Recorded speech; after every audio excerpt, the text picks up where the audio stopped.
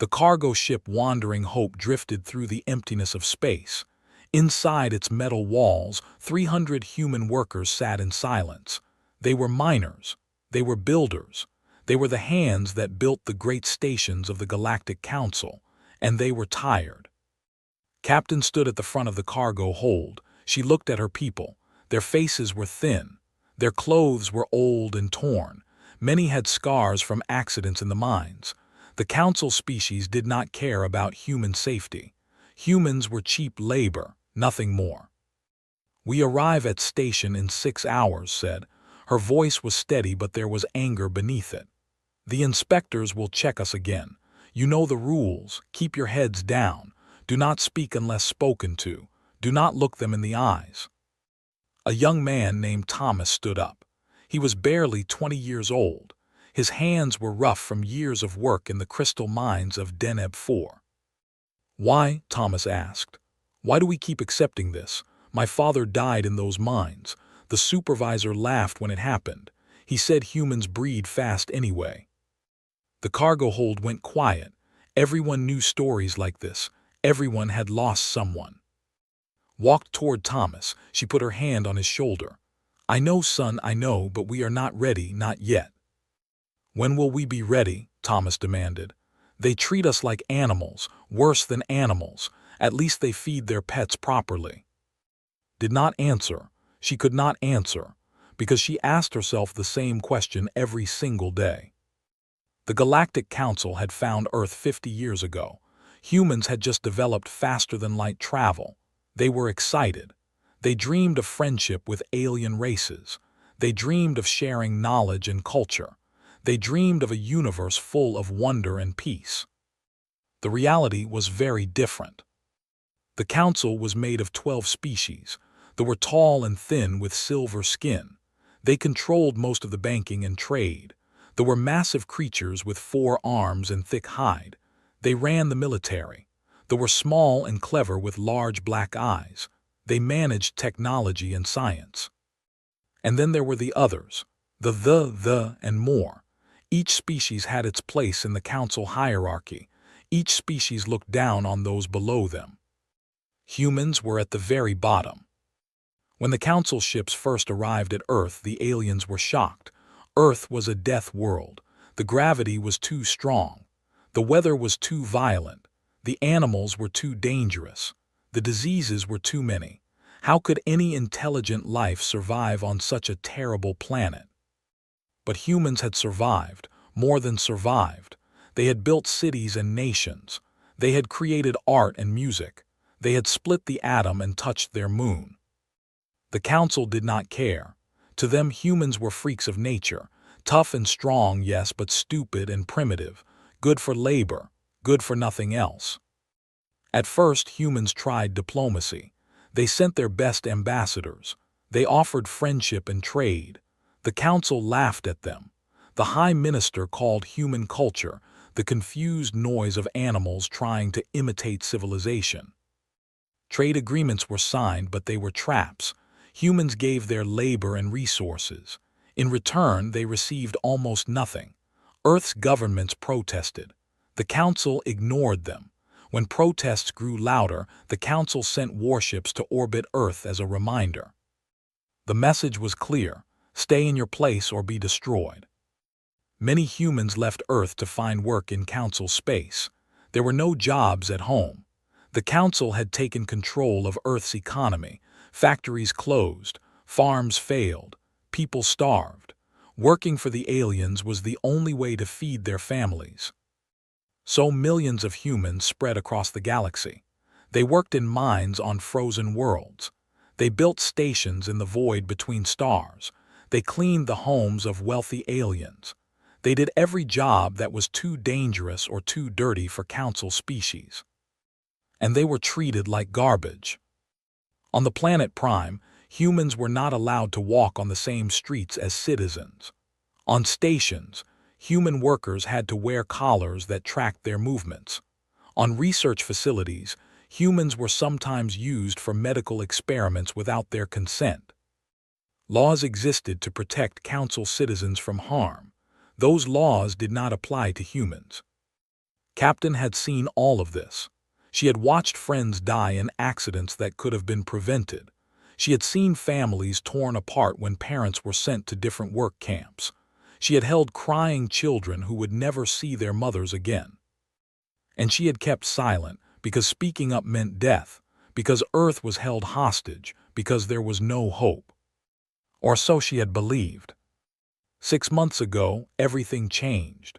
A message had reached her through secret channels, a message from Earth, a message from Admiral James of the United Earth Defense Force. The message was simple: the time is coming, be ready. Had not believed it at first. The UEDF was a joke, a small fleet of outdated ships that the Council allowed Earth to keep for local defense. They could never challenge the might of the Armada. But then more messages came, and with them came information that made his heart beat faster.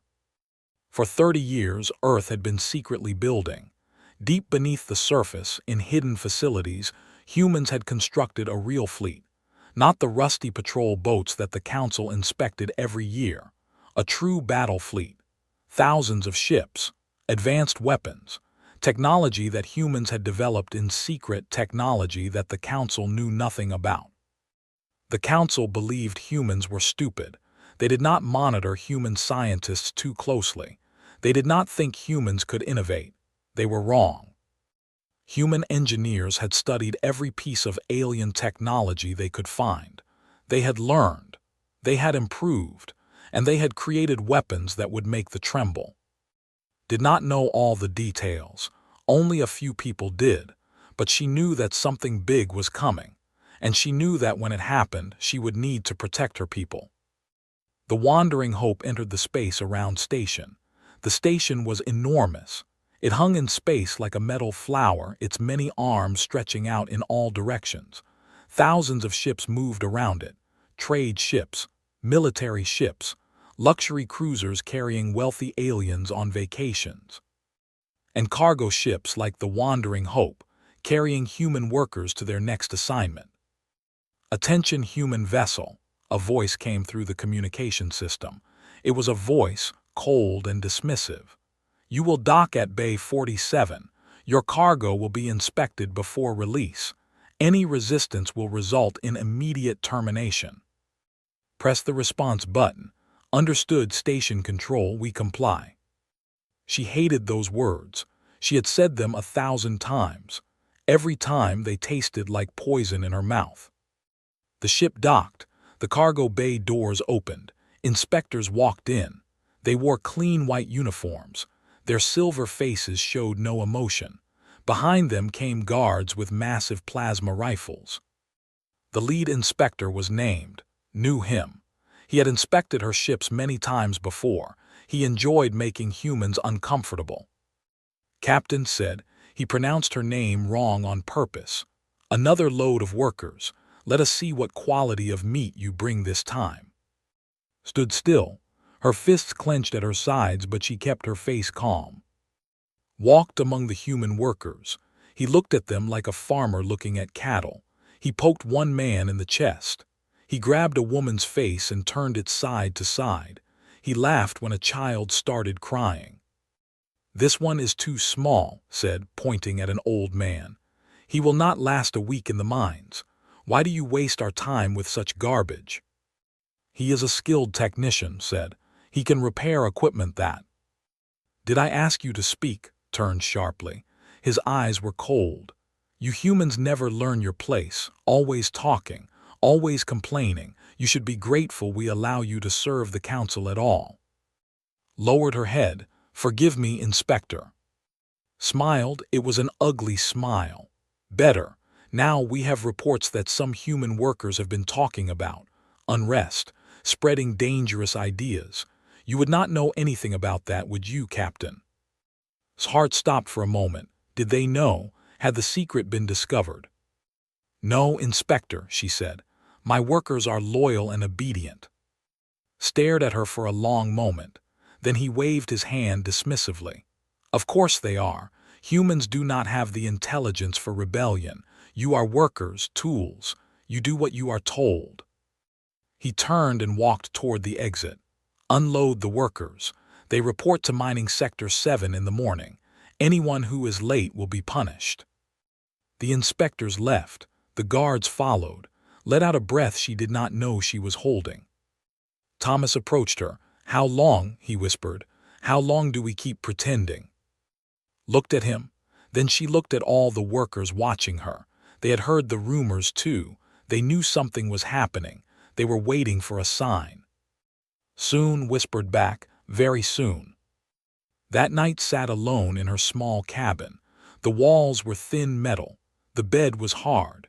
A single light flickered above her head. This was luxury compared to how most human workers lived. She pulled out a small device. It looked like a simple data pad, but hidden inside was a quantum communication system, undetectable, untraceable. Human engineers had designed it in secret. She typed a message. "Arrived, workers in position, awaiting orders." The reply came within minutes. "Operation Dawn confirmed. 72 hours. All assets prepare for Phase 1. The Admiral sends his regards. Earth remembers." Read the message 3 times, then she deleted it. 72 hours. In 72 hours everything would change. She thought about her father. He had been a diplomat. He was part of the first team sent to negotiate with the Council. He had believed in peace. He had believed that humans and aliens could live together as equals. The Council had used him. They had made him sign treaties that enslaved his own people. When he finally understood what he had done, he took his own life. Was 15 years old. She had joined the merchant fleet to escape Earth. She thought she could forget, but she could not forget. Every day she saw what her people suffered. Every day the anger grew inside her. Now that anger would have a purpose. On Earth, in a bunker 2 miles beneath the Rocky Mountains, Admiral James stood before a wall of screens. Each screen showed a different part of the secret fleet. Ships by the thousands. Fighters by the tens of thousands. Weapons that would burn cities and crack moons. He was an old man now. His hair was white. His face was lined with age. But his eyes were sharp and his mind was clear. He had spent his entire life preparing for this moment. "Admiral," a young officer said, "all fleet commanders report ready. Hidden bases across Council space are on standby. The signal can be sent at your command." Nodded slowly. "What about civilian evacuation?" "In progress, sir. We cannot save everyone, but we have moved most of the critical population to the shelter zones. The shield generators are ready. The Council will try to destroy Earth when they realize what is happening." "Yes, sir, but our orbital defenses should hold long enough for the main fleet to engage. They will have to fight us, not burn our world." Turned to face his officers. There were dozens of them, men and women who had given their lives to this cause. Many of them had lost family to Council cruelty. All of them had been waiting for this day. "I want to be clear about something," said. "Once we begin, there is no going back. We will be at war with the entire Galactic Council. They have more ships than us, more resources, more experience. Many of us will die, perhaps most of us." He paused. The room was silent. "But I ask you this, what life do we have now? We are slaves. Our children are slaves. Our will be slaves. We work until we die and then our bodies are thrown away like trash. The Council does not see us as people. They never will." He raised his hand and pointed at the screens. "This fleet is our future, our only future. We fight for every human who has suffered under Council rule. We fight for every child who has been separated from their parents. We fight for every worker who has died in mines and factories while their alien masters laughed. We fight because we have no other choice, because we are humans, because we refuse to be broken." The officers stood. Their eyes burned with determination. "In 72 hours we send the signal," continued. "In 72 hours we show the galaxy what humans really are, not weak, not stupid, not cattle to be used and discarded. We are survivors. We are warriors. and we are done being treated like dirt beneath alien feet." He turned back to the screens. His voice dropped to a whisper that somehow filled the entire room. "Prepare the fleet, the go to war." Across the galaxy, in hidden places and secret bases, humans received the message. Workers in mines stopped their labor for just a moment, feeling something change in the air. Engineers on space stations checked hidden weapon caches. Pilots in cargo ships reviewed their secret orders. For 50 years, humanity had bowed. For 50 years, humanity had suffered. For 50 years, humanity had waited. The waiting was almost over. On Station looked out her small window at the stars. Somewhere out there, the fleet was gathering. Somewhere out there, her people were preparing to fight. She thought about Thomas and the other workers. In 72 hours, they would not be cargo anymore. They would not be laborers or servants or slaves. They would be soldiers in a war for freedom. She did not know if they would win. She did not know if she would survive. But she knew one thing with absolute certainty. The Galactic Council had made a terrible mistake. They had looked at humans and seen only weak and primitive creatures. They had treated humans with cruelty and contempt for 50 years. They had pushed and pushed and pushed, never imagining that humans might push back. They were about to learn the truth about. Smiled in the darkness. It was not a kind smile. 72 hours, she whispered, and then we show them what we really are. The stars continued to burn in the endless black of space. They did not know that everything was about to change. They did not know that war was coming. But soon the entire galaxy would know. Soon the would rise. The signal went out at exactly midnight Earth time. It was a simple message, just 3 words: Operation Dawn begins. But those 3 words changed everything. In the bunker beneath the Rocky Mountains, Admiral James watched the screens as reports flooded in from across the galaxy. Green lights appeared one after another. Each light represented a hidden base awakening. Each light represented ships powering up. Each light represented humans preparing for battle. "Sir, the Council monitoring stations are detecting unusual activity," an officer reported. "They are confused. They do not understand what they are seeing." Nodded. "How long before they realize?" "Unknown, sir. Minutes, perhaps. They have never seen anything like this." Allowed himself a small smile. "No, they have not." On Station, received the signal on her hidden communication device. Her hands shook slightly as she read the words. This was it. The moment she had dreamed about for 20 years. She stood up and walked to the cargo bay where the human workers were sleeping. 300 people in rows of hard metal bunks. Tomorrow they were supposed to report to the mines. Tomorrow they were supposed to begin another cycle of endless labor. There would be no tomorrow, not that kind of tomorrow. "Everyone wake up," called out. Her voice was different now, stronger, commanding. "Wake up now." The workers stirred. They looked at her with confused eyes. Thomas was the first to understand. He saw something in her face that he had never seen before. Hope. "It is time?" Thomas asked. Nodded. "It is time." The cargo bay erupted in whispers. People helped each other up. Parents held their children. Old men and women stood than they had in years. They had all been waiting for this. They all knew. "Listen carefully," said. "In less than 1 hour, human forces will attack this station. When that happens, everything will change. You are no longer workers. You are no longer cargo. You are soldiers of the United Earth Defense Force, and our mission is to take control of Station." A woman raised her hand. "But we have no weapons. How can we fight?" Smiled. "Follow me." She led them to a storage compartment at the back of the ship. A compartment that the inspectors had never thought to search carefully. A compartment filled with crates marked medical supplies.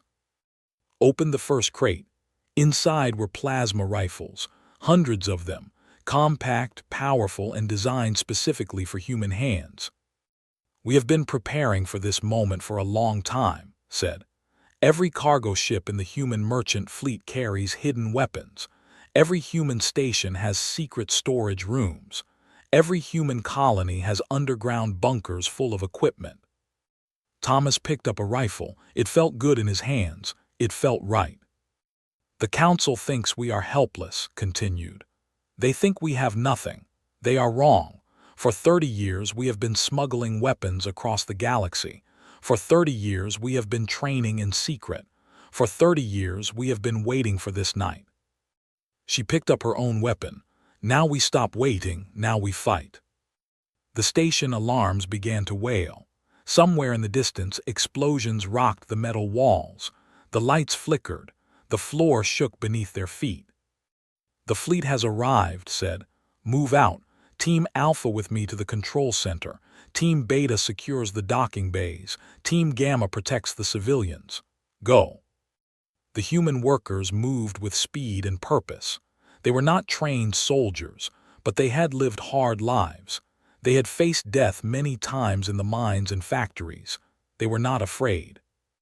Led her team through the corridors of the station. Citizens ran past them in panic. They did not even look at the humans. To them, humans were invisible, just part of the background, just workers. That was their mistake. The team reached the control center. 2 guards stood at the door. They were massive creatures, twice the size of a human. Their 4 arms held heavy weapons. Their thick hide could stop most projectiles. But human engineers had designed weapons specifically to deal with. Raised her rifle. The plasma bolt hit the first guard in the face, burning through tissue and bone. The second guard turned to fire, but Thomas and 3 others shot him before he could pull the trigger. "Move," ordered. They burst through the doors into the control center. Inside, a dozen technicians screamed in terror. They had never seen humans with weapons. They had never imagined it was possible. Everyone on the floor shouted, "Now!" The technicians dropped. Some cried. Some begged for mercy, ignored them. She walked to the main console and began entering commands. "What are you doing?" a technician whimpered. "You cannot access our systems. Humans do not have the knowledge." Laughed, it was a bitter sound. "You really believe that, do you? You think we are too stupid to understand your technology. We have been studying your systems for decades. We know everything about this station. We know its weaknesses. We know how to control it." She pressed a final button. The main screen lit up with a new image. The United Earth Defense Force symbol. A blue and green planet surrounded by stars. "Station is now under human control," announced. Her voice broadcast across every speaker in the station. "All Council personnel will surrender immediately. Anyone who resists will be treated as an enemy combatant. This is not a negotiation." Across the galaxy, similar scenes played out on dozens of stations and colonies. Human workers who had been abused for decades suddenly produced weapons from hidden places. Human merchant ships revealed hidden armor and weapons. Human communities rose up against their oppressors. The Council was caught completely by surprise. On Prime, the capital of the civilization, High Minister received the reports with disbelief. His silver face twisted in confusion as he read the information. "This cannot be correct," he said to his advisors. "Humans are attacking Council installations. That is impossible. Humans do not have weapons. Humans do not have organization. Humans are primitives." "The reports are confirmed, High Minister," an advisor said nervously. "Human forces have taken control of Station Bellows, the mining colonies of Deneb Sector, and at least 40 other locations. We are receiving distress calls from across the quadrant." "Send the fleet to crush them," ordered. "This rebellion will end within hours." But the fleet was already busy. In the space near Earth, the main human battle fleet emerged from hiding. Thousands of ships appeared seemingly from nowhere. They had been concealed in asteroid fields, hidden in the shadows of gas giants, waiting in the darkness between stars. Admiral stood on the bridge of his flagship, the Retribution. She was a beautiful ship, sleek and deadly, armed with weapons that the Council had never seen before. "All ships report ready, Admiral," his first officer said. "The defensive fleet is moving to intercept." Studied the tactical display. The ships were indeed impressive. Massive warships bristling with weapons, the finest military force in the galaxy. They had conquered 100 species. They had never lost a war. They had also never fought humans. "Signal the fleet," ordered. "Standard attack formation. Target their command ships first. Let us show these aliens what can do."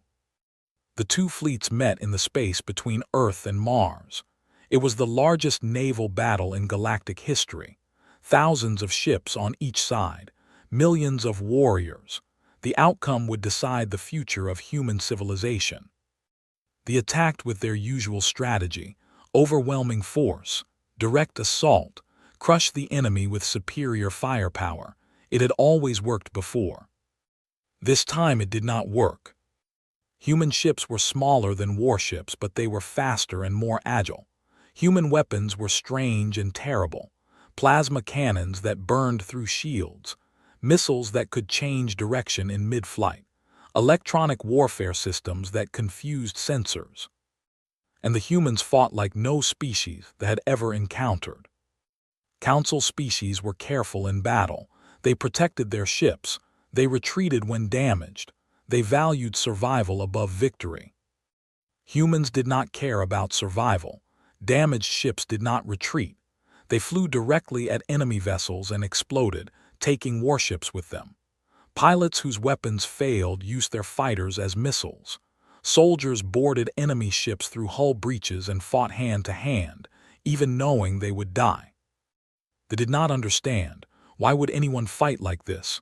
Why would anyone accept certain death? They did not understand because they had never truly suffered. They had never been pushed to the edge of despair. They had never lost everything and had nothing left to lose. Humans had. Fleet commander stood on the bridge of his flagship, the Pride, watching in horror as his fleet was torn apart. His warships were burning. His fighters were dying. His soldiers were being slaughtered. "This is not possible," growled. "They are only humans. They are weak and primitive." "They are not fighting like weak primitives, Commander," his tactical officer replied. "They are fighting like cornered animals. They have nothing to lose."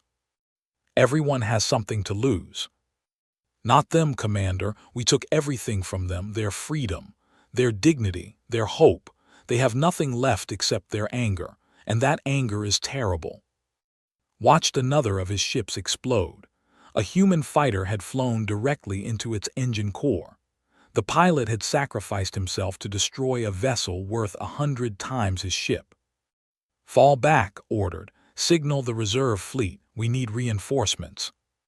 "Sir, the reserve fleet is under attack by human forces at station. They cannot assist." Felt something he had never felt before in battle: fear. On the ground, human uprisings spread across Council space. Workers in mines and factories stopped their labor and turned on their masters. Servants in alien homes revealed hidden weapons. Human communities that had seemed passive and obedient suddenly became organized resistance movements. The Council could not understand how this was possible. How could humans, scattered across 1,000 worlds, coordinate such a massive rebellion? How could they communicate without detection? How could they have hidden so many weapons and soldiers? They did not realize that humans had learned to be patient. They had learned to plan. They had learned to hide their true strength behind masks of submission. For 50 years, humans had pretended to be weak and stupid. For 50 years, they had let the Council believe they were broken. For 50 years, they had prepared for this moment. Now the masks were off. On station, stood on the observation deck and watched the battle raging in space. Human and Council ships clashed in brilliant explosions of light. Smaller human vessels darted between massive warships, striking and retreating, striking and retreating. Thomas stood beside her. His face was covered in soot from fighting. His hand still gripped his plasma rifle. "Are we winning?" he asked. Considered the question. "We are surviving. For now, that is enough." What happens next? Even if we win this battle, the Council has millions of ships, billions of soldiers. We cannot defeat them all. No, we cannot, but we can hurt them. We can make them bleed. We can show them that humans are not cattle to be used and discarded. We can make them respect us. She turned to face Thomas. And we can give other species hope. There are others who suffer under Council rule, other races who are treated like we are treated. When they see humans fighting back, maybe they will fight too. Maybe this is just the beginning of something larger. Thomas nodded slowly. My father would have liked that idea. He always said humans were supposed to be liberators, not slaves. He was right, and now we honor his memory by fighting for what he believed in. An explosion lit up the space outside. A battleship broke apart, its hull cracked by human weapons. Escape pods launched from the dying vessel, carrying survivors to safety. Human ships did not fire on the pods. Why do we let them escape? Thomas asked. They would not do the same for us. Because we are not them, replied. We fight because we must, but we do not become monsters in the process. We remember our humanity even in war. That is what makes us different. That is what makes us better. The battle continued through the night. Both sides took heavy losses, but as the hours passed, it became clear that they were losing. Their rigid tactics could not adapt to human unpredictability. Their soldiers could not match human determination. Their commanders could not understand human willingness to sacrifice. By morning, the fleet was retreating. Battered and burning, the surviving ships fled toward the outer planets, leaving Earth's orbit in human hands. Admiral watched them go. His flagship had taken damage. Many of his officers were dead. He himself had a wound on his forehead that still bled despite the medical treatment. But he was smiling. Signal all fleet commanders, he said. Phase 1 is complete. Earth is secure. Begin Phase 2 operations. His first officer looked at him with exhausted eyes. Sir, what is Phase 2?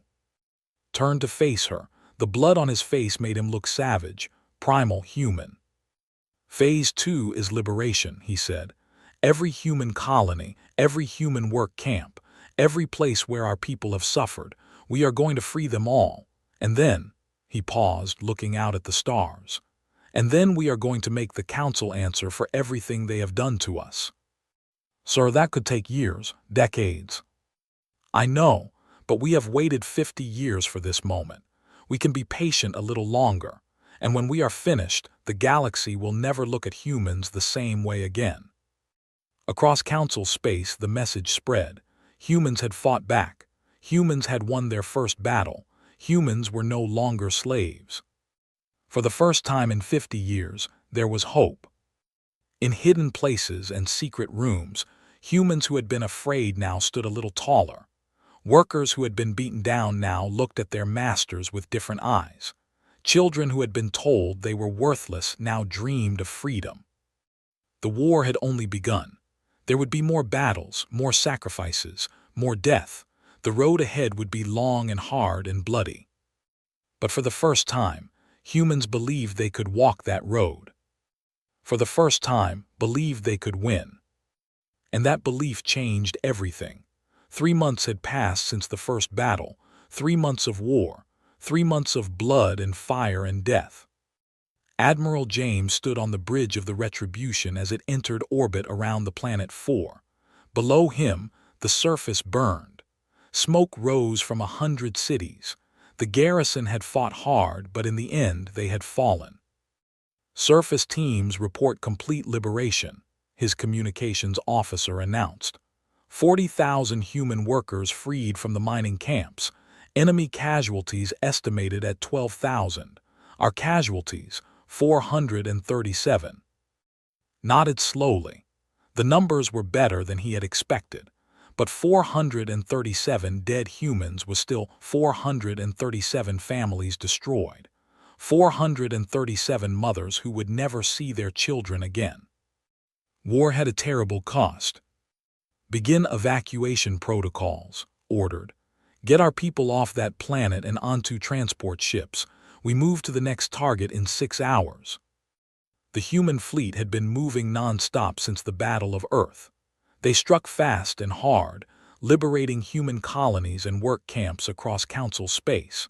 They never stayed in one place too long.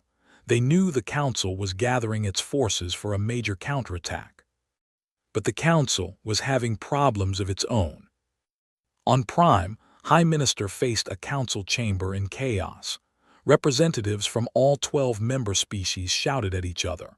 Blame flew in every direction. The great alliance that had ruled the galaxy for 10,000 years was beginning to crack. This disaster is the fault of the ambassador screamed, his large black eyes blazing with anger. Your warriors were supposed to be invincible, yet they were defeated by humans, animals in primitive ships. Fleet Commander slammed his 4 fists on the table. My warriors fought with honor. The humans used tactics we have never seen before. They sacrifice themselves without hesitation. They attack without fear. They are not like any enemy we have faced. Excuses, the delegate hissed. Perhaps they have grown soft from centuries of easy conquest. Turned toward the murder in his eyes. Say that again, you pathetic creature. Say it and see what happens. Enough, raised his hands for silence. The chamber slowly quieted. Fighting among ourselves helps only the humans. We must unite against this threat. What threat? The representative asked. His voice was calm and cold. There were the merchants of the Council caring only about profit. The humans have taken a few minor colonies. Their fleet is small. Their resources are limited. They cannot sustain this war. You underestimate them, growled. I have fought them. I have watched them die laughing. They were born in hell and raised in fire. They do not think like us. They do not fear like us. Then what do you suggest, Commander? Asked. Was silent for a moment. When he spoke, his voice was heavy. I suggest we negotiate. The chamber erupted in shock and outrage. Negotiate with humans. Have you lost your mind? They are slaves, not equals. Waited for the noise to die down. I do not suggest negotiation because I want to. I suggest it because the alternative is worse. If we continue this war, we will eventually destroy the humans, but the cost will be enormous. Billions of Council citizens will die. Our economy will collapse, and worst of all. He paused, looking around the chamber. Other species are watching, the ones we have conquered, the ones we have oppressed. They see humans fighting back. They see humans winning. If this war continues, they may decide to fight too, and then we face not one rebellion but 100. The chamber was silent. Everyone understood what was saying. The Council had conquered many species over the centuries. Most of them had accepted their fate, but if they saw that rebellion was possible. We will not negotiate, said firmly. To negotiate would be to admit that humans are our equals. That is not acceptable. The very foundation of Council society depends on human inferiority. If we accept them as equals, everything we have built will crumble. Then we must crush them completely, the commander said. Not just defeat them, destroy them. Every human ship, every human colony, every human life. We must make an example so terrible that no other species will ever dream of rebellion. Nodded slowly. Agreed. Commander, you will assemble the combined fleet, every warship from every Council species. We will end this war with overwhelming force. Bowed his head. It will be done, High Minister, but I warn you, what is coming will not be easy. The humans will not surrender. They would rather die than return to slavery. We must be prepared to kill every single one of them. Then that is what we will do, said coldly. The humans chose war. Now they will face extinction. On the other side of the galaxy was having her own problems. She had been promoted to general after the Battle of Now she commanded human ground forces across a dozen sectors. It was a heavy responsibility, and it grew heavier every day. "The supply situation is critical," her logistics officer reported. "We are running low on ammunition, medical supplies, and food. Our supply lines are stretched too thin." Studied the map on her screen. Human forces were spread across a vast area of space. They had liberated hundreds of colonies and freed millions of workers, but each liberation required resources. Each freed human needed to be evacuated or protected. "What about the hidden caches?" asked. "The supplies we stored before the war." "Almost exhausted, General. We planned for a 6-month campaign. It has been 3 months and we have used almost everything." Rubbed her tired eyes. She had not slept properly in weeks. None of them had. War did not allow for rest. "We need to change strategy," she said finally. "We cannot keep spreading ourselves thinner. We need to consolidate our forces, defend what we have taken. Let the Council come to us." "That gives up the initiative, General." "I know, but we have no choice. If we keep attacking, we will run out of supplies and soldiers. Better to dig in and make them pay for every inch of ground." Thomas stood in the corner of the room, listening. He had become one of his trusted aides. The young man who had asked why on the cargo ship had become a skilled fighter and a capable leader. "General," Thomas said, "there may be another option." Looked at him speak. "The other species, the ones the Council has conquered, we have made contact with some of them.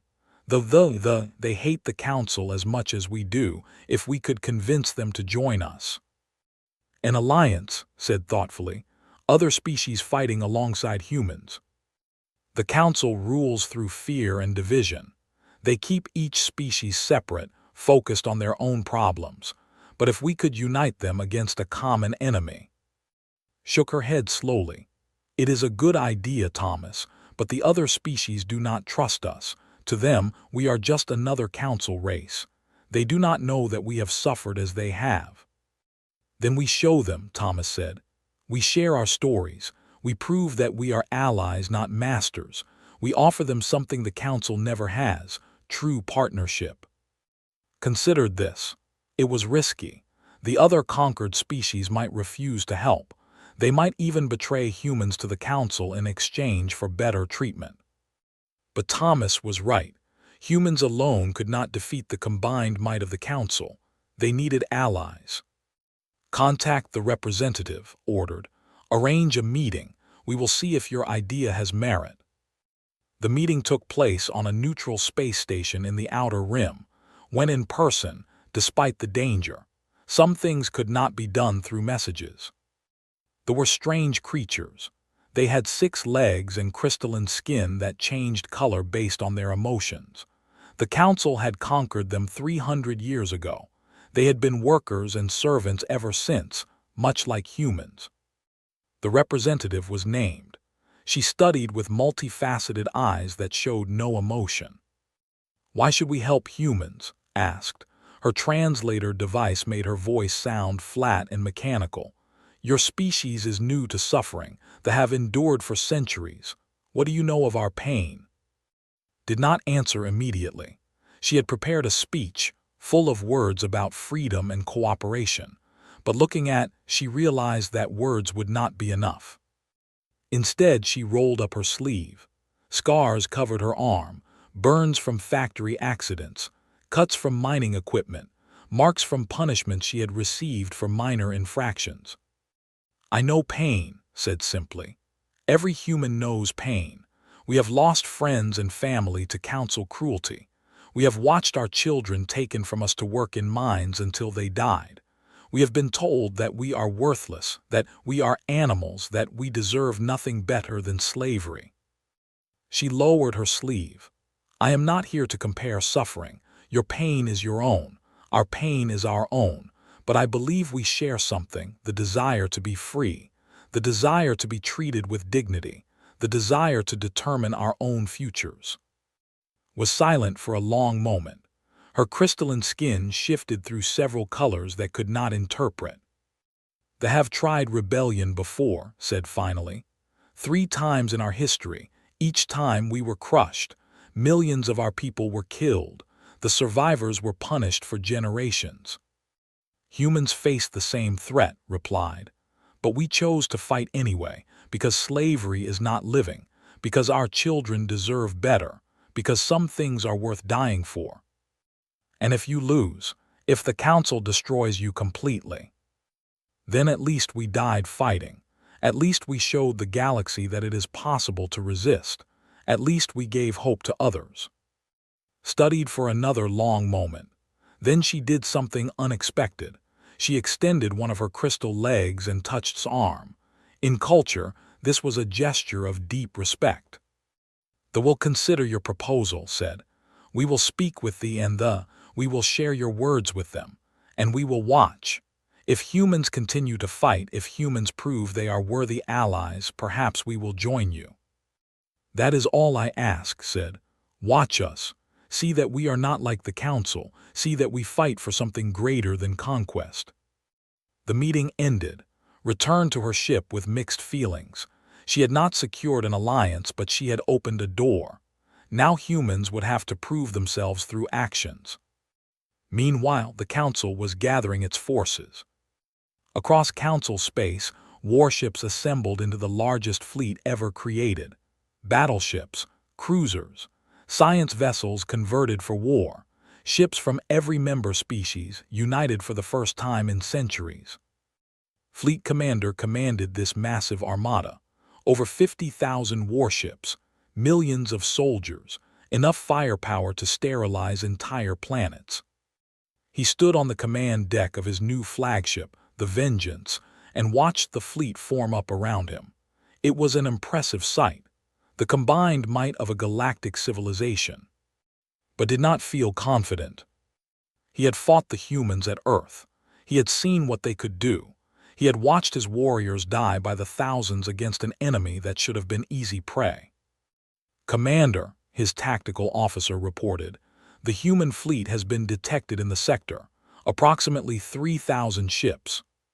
Studied the tactical display, 3,000 ships against 50,000. The math was simple. The humans would be destroyed. So why did he feel so uneasy? "Set course for sector," ordered. "All ships to combat readiness. We end this war today." The greatest battle of the war was about to begin. On board the Retribution, Admiral received word of the approaching Council fleet. He stood on the bridge, studying the tactical display with calm eyes. 50,000 ships, sir," his first officer said. Her voice trembled slightly. "We cannot win against those numbers." "No," agreed. "We cannot win a straight fight, so we will not fight straight." He turned to face his crew. They were tired. They were scared. They had been fighting for 3 months with barely any rest, and now they faced the largest fleet in galactic history. But they were human, and humans did not give up. "All ships prepare for Operation Last Stand," ordered. "Signal our forces at the trap is set. Now we spring it." His first officer looked confused. "Sir, what trap?" Smiled. It was a cold, dangerous smile. "The Council thinks they know humans. They think we are desperate and cornered. They think we will try to run or surrender. They are wrong." He pointed at the tactical display. "We have spent 3 months liberating colonies and freeing workers, but we have also been preparing. Every system we have taken, we have fortified. Every planet, every asteroid, every moon. Weapons platforms, minefields, hidden fighter bases." His smile widened. "Sector is not where we make our last stand. It is where we make theirs.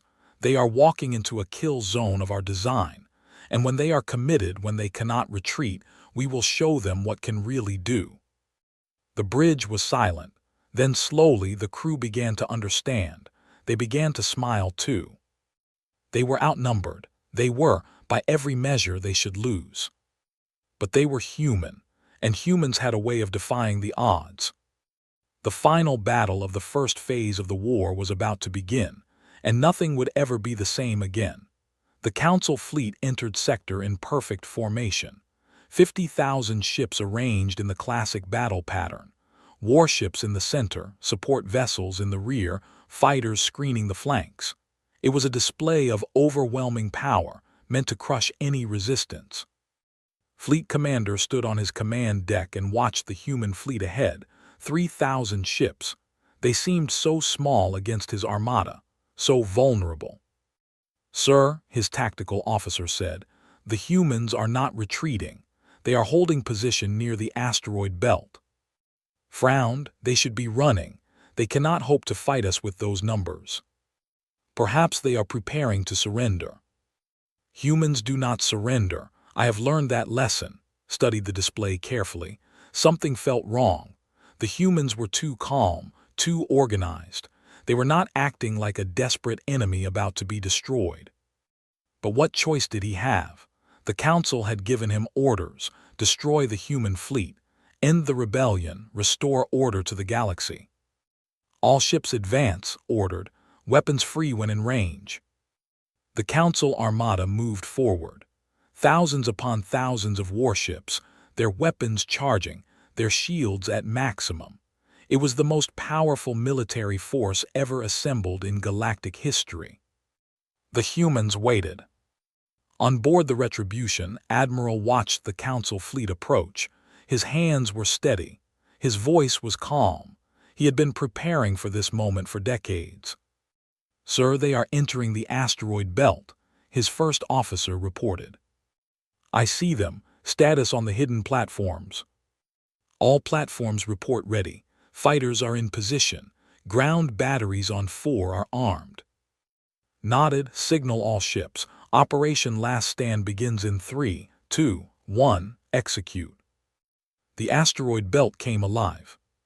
From behind every rock, from inside every crater, from beneath every shadow, human weapons opened fire. Thousands of hidden missile platforms launched their payloads. Automated gun turrets targeted Council ships. Mines that had been placed weeks ago suddenly activated. The leading edge of the Council fleet flew directly into a wall of fire. Watched in horror as his forward ships began to explode. Dozens at first, then hundreds. The neat formation collapsed into chaos as vessels tried to avoid the deadly barrage. "Trap!" roared. "It is a trap! All ships, emergency evasive maneuvers." But it was too late. The Council fleet was already deep in the asteroid belt.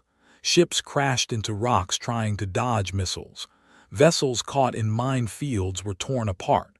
The careful formation that had been their strength became a prison. And then the human fleet attacked. 3,000 ships was not many against 50,000. But 3,000 ships attacking a confused and panicking enemy was something different.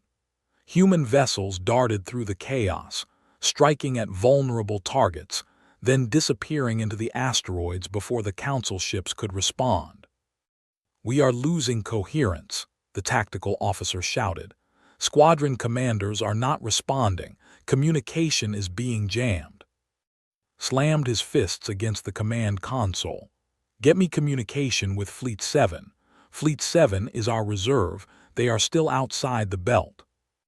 "I am trying, Commander. Something is blocking our signals." On 4 commanded the ground operations. Massive ground-based weapons had been hidden in the planet's canyons and caves. Now they fired upward, adding their strength to the assault. "Target the command ships," ordered. "Take out their coordination. Without leadership they will fall apart." Thomas worked beside her, directing fire teams across the continent. "General, we are receiving reports from the civilian shelters. All non-combatants are secured." "Good. If this goes wrong, they need to be ready to evacuate." Watched the battle overhead. Explosions lit up the sky like a second sun. "But I do not think it will go wrong. Not today." In space, the Council fleet was dying. Had led the largest armada ever assembled, and it was being destroyed by a force 1/10 its size. But it was not just the human weapons that killed his ships. It was the confusion, the panic, the complete breakdown of command. Council species were used to fighting in organized formations. They relied on clear orders and strict hierarchy. When communication failed, when commanders could not reach their squadrons, the fleet became a collection of individual ships with no coordination. Humans thrived in chaos. They had trained for exactly this situation. Small groups of human ships operated independently, making decisions on the spot, adapting to changing circumstances. No central command was needed. Every captain knew the overall plan and adjusted their tactics as needed. "Commander, we are down to 30,000 ships," the tactical officer reported. "We must retreat." Looked at the battle around him. His flagship was still intact, protected by a wall of escort vessels, but those escorts were dying one by one. The human fleet was like a pack of predators, isolating and destroying council ships with terrible efficiency. "Sound the retreat," ordered. His voice was heavy with defeat. "All ships fall back to the sector boundary. We regroup and—" He stopped. Regroup for what? To try again. The humans would just prepare another trap. "Commander, enemy ships approaching from the rear." Spun around. On the tactical display, new contacts appeared behind the council fleet. Ships that were not human. Ships that bore unfamiliar markings. "Identify those vessels." "Sir, they appear to be and sir, there are ships as well." Felt his blood run cold. The conquered species, the ones the council had oppressed for centuries, they were attacking. They had made their decision. When they saw the council fleet falling into the human trap, when they saw the mighty armada being torn apart by the species everyone called primitive and weak, they had known. They had contacted thee and the. They had gathered their hidden ships, vessels they had concealed for generations waiting for this moment. And they had joined the battle. 2,000 new ships attacked the council fleet from behind. It was not many, but it was enough. Caught between the human assault and the rebel attack, the council armada had nowhere to run. "This is Fleet Commander to all council vessels," broadcast. "I am ordering an immediate ceasefire. All ships stand down." Silence. Then, one by one, council ships began to power down their weapons. White flags of surrender appeared on tactical displays. The greatest fleet in galactic history had been defeated. On the bridge of the Retribution, Admiral watched the council ship surrender. His crew was cheering, embracing each other, crying with relief and joy. They had done it. Against impossible odds they had won. But did not celebrate. His eyes were on the tactical display, counting the destroyed ships. Human ships. 3,000 went into battle. Less than 2,000 remained.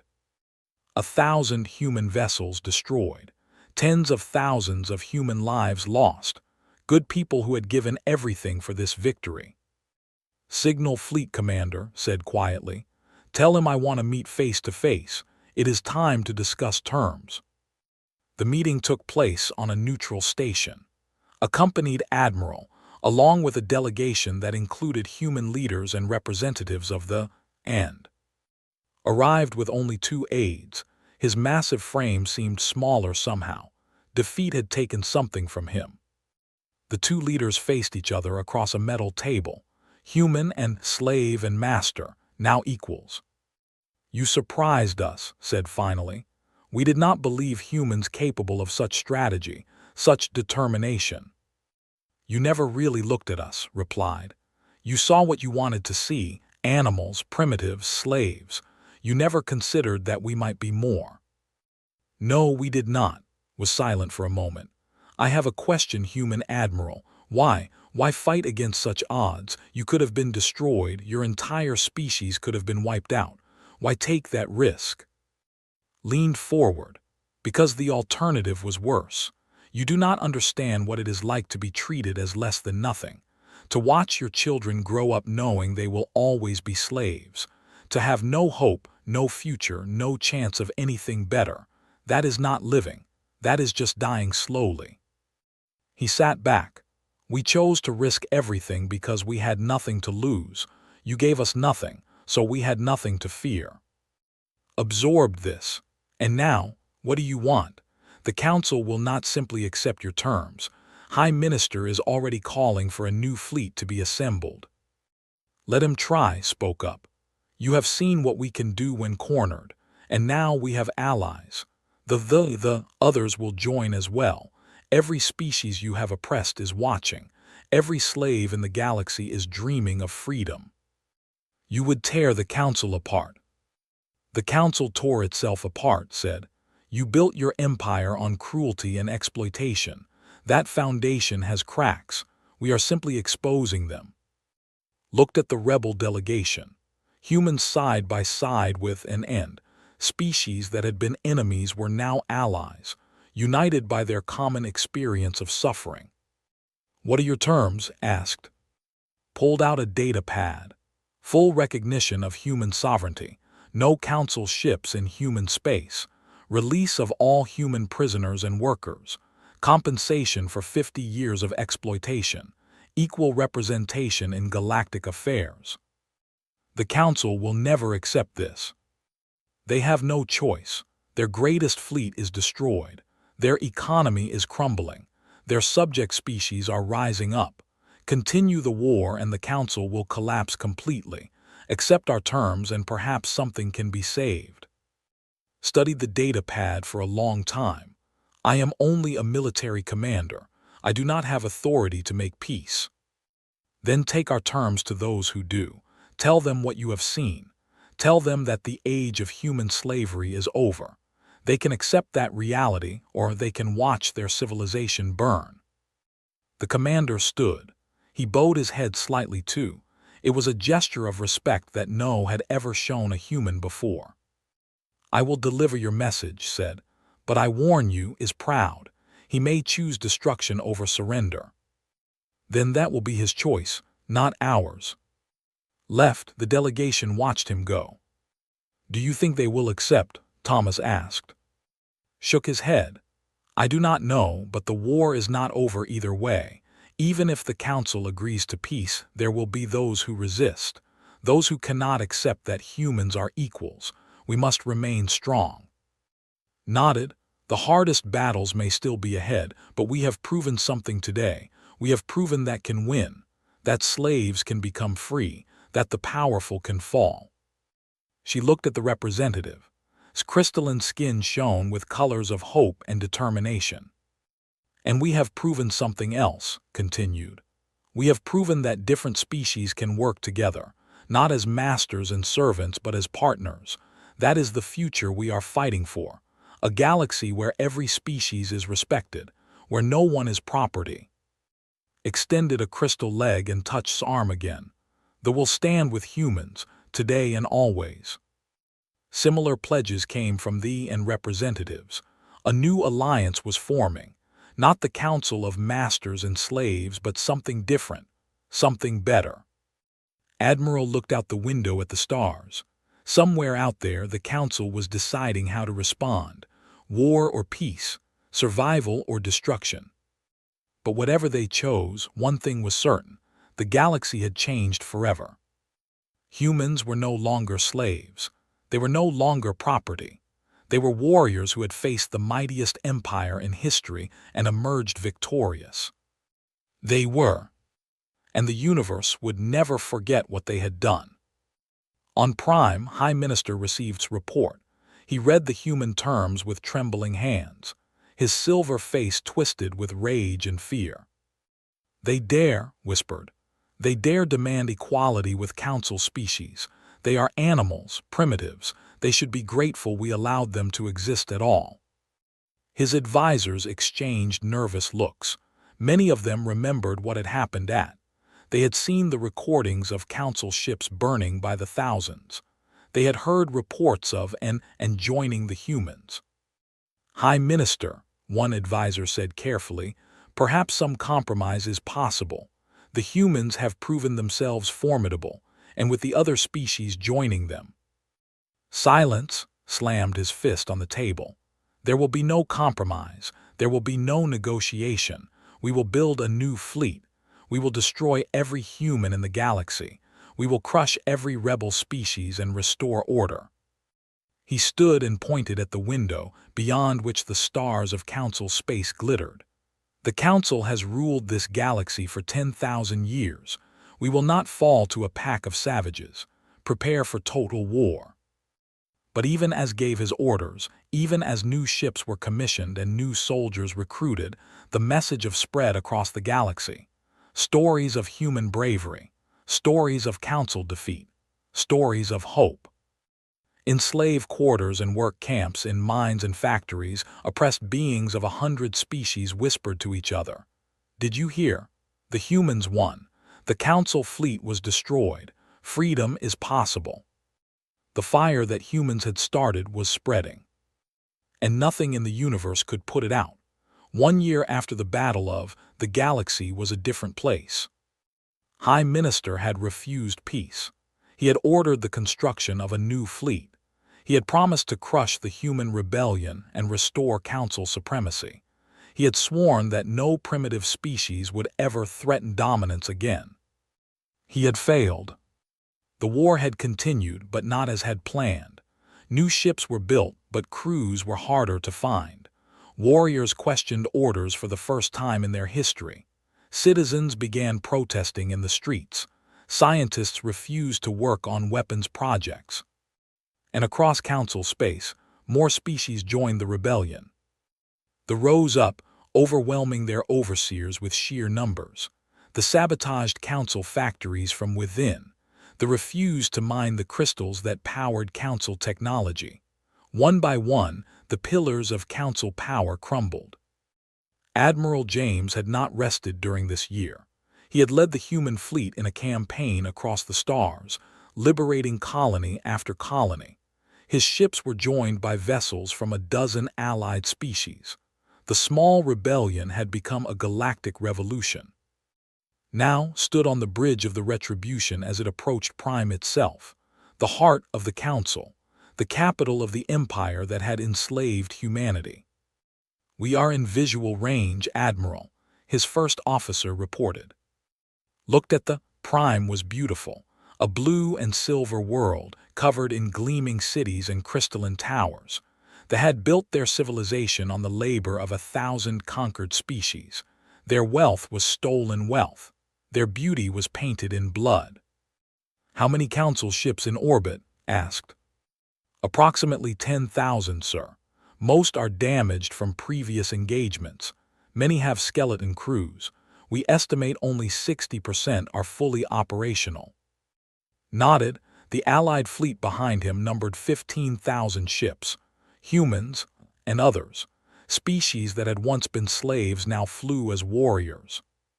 "Open a channel to the Council," ordered. "It is time to end this." The flickered High Minister appeared. He looked old, tired. His silver skin had lost its shine. His eyes were hollow.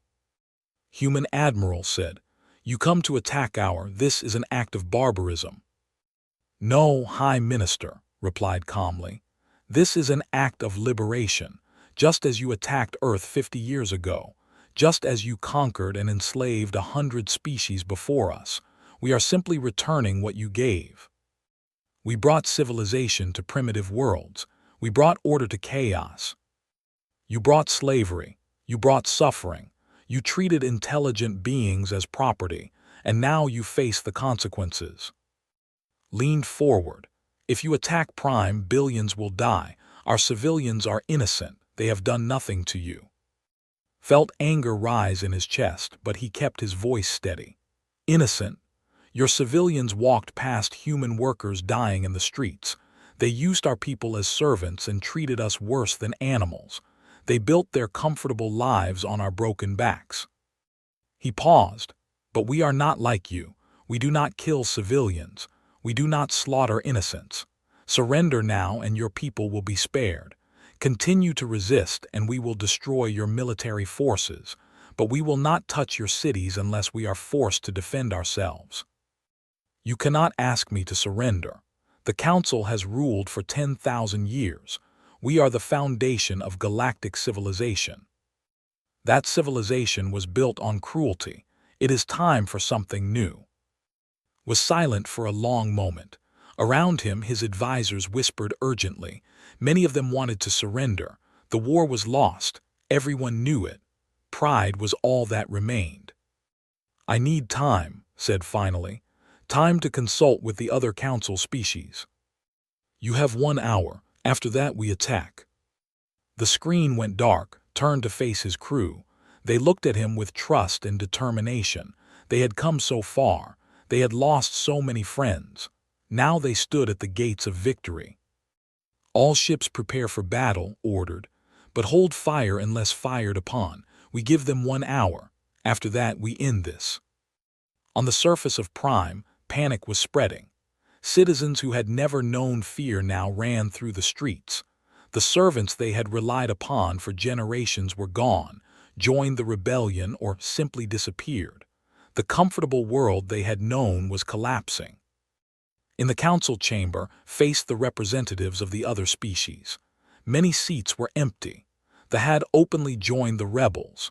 They had declared neutrality and withdrawn their forces.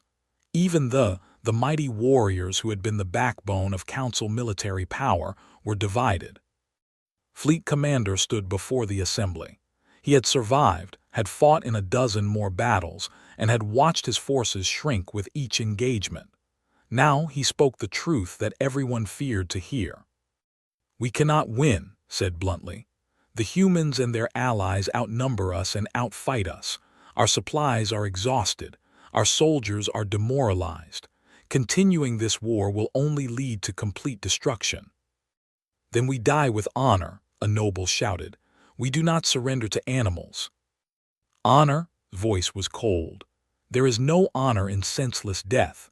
There is no honor in destroying our civilization for pride. The humans have offered terms. They have promised to spare our civilians. That is more mercy than we ever showed them." Raised his hand for silence. "What would you have us do, Commander? Accept human rule, become their servants as they were ours?" "The humans do not want servants, they want partners. They want a galaxy where all species are equal, where no one is enslaved," looked at with tired eyes. "I have fought them for a year. I have studied them. I have even spoken with some of them. They are not what we thought. They are primitives. They are survivors, dreamers, builders. Yes, they come from a harsh world, but that harshness made them strong. Not just physically strong, but mentally strong. They faced us with everything against them, and they won. That is not the mark of primitives. That is the mark of a great people." The chamber was silent. Even the most arrogant nobles had nothing to say. Closed his eyes. For 50 years, he had believed in the superiority of council species. He had believed that humans were lesser beings, fit only for labor. He had believed that the order of the galaxy was just and right. He had been wrong. "Contact Admiral," said quietly. "Tell him we accept his terms." The surrender ceremony took place on station. The same station where had first led the uprising, now served as the site where the war officially ended. Admiral represented the Allied forces. With him stood Thomas and representatives from every species that had joined the rebellion. Across from them stood the council delegates, led by a subdued High Minister. "This document recognizes the independence of all species formerly under council rule," a neutral arbiter announced. "It establishes the Galactic Alliance as the successor to the Council. All member species will have equal representation and equal rights. No species may enslave or exploit another. Trade and cooperation will be based on mutual benefit." The delegates signed one by one. When it was done, a new era had begun. Later stood on the observation deck looking out at the stars. Thomas joined her. He was older now, hardened by war, but there was peace in his eyes. "We did it," Thomas said. "We actually did it." "We did," agreed, "though sometimes I still cannot believe it." "What happens now? The war is over, but there is so much work to do, so many worlds to rebuild, so many people to help."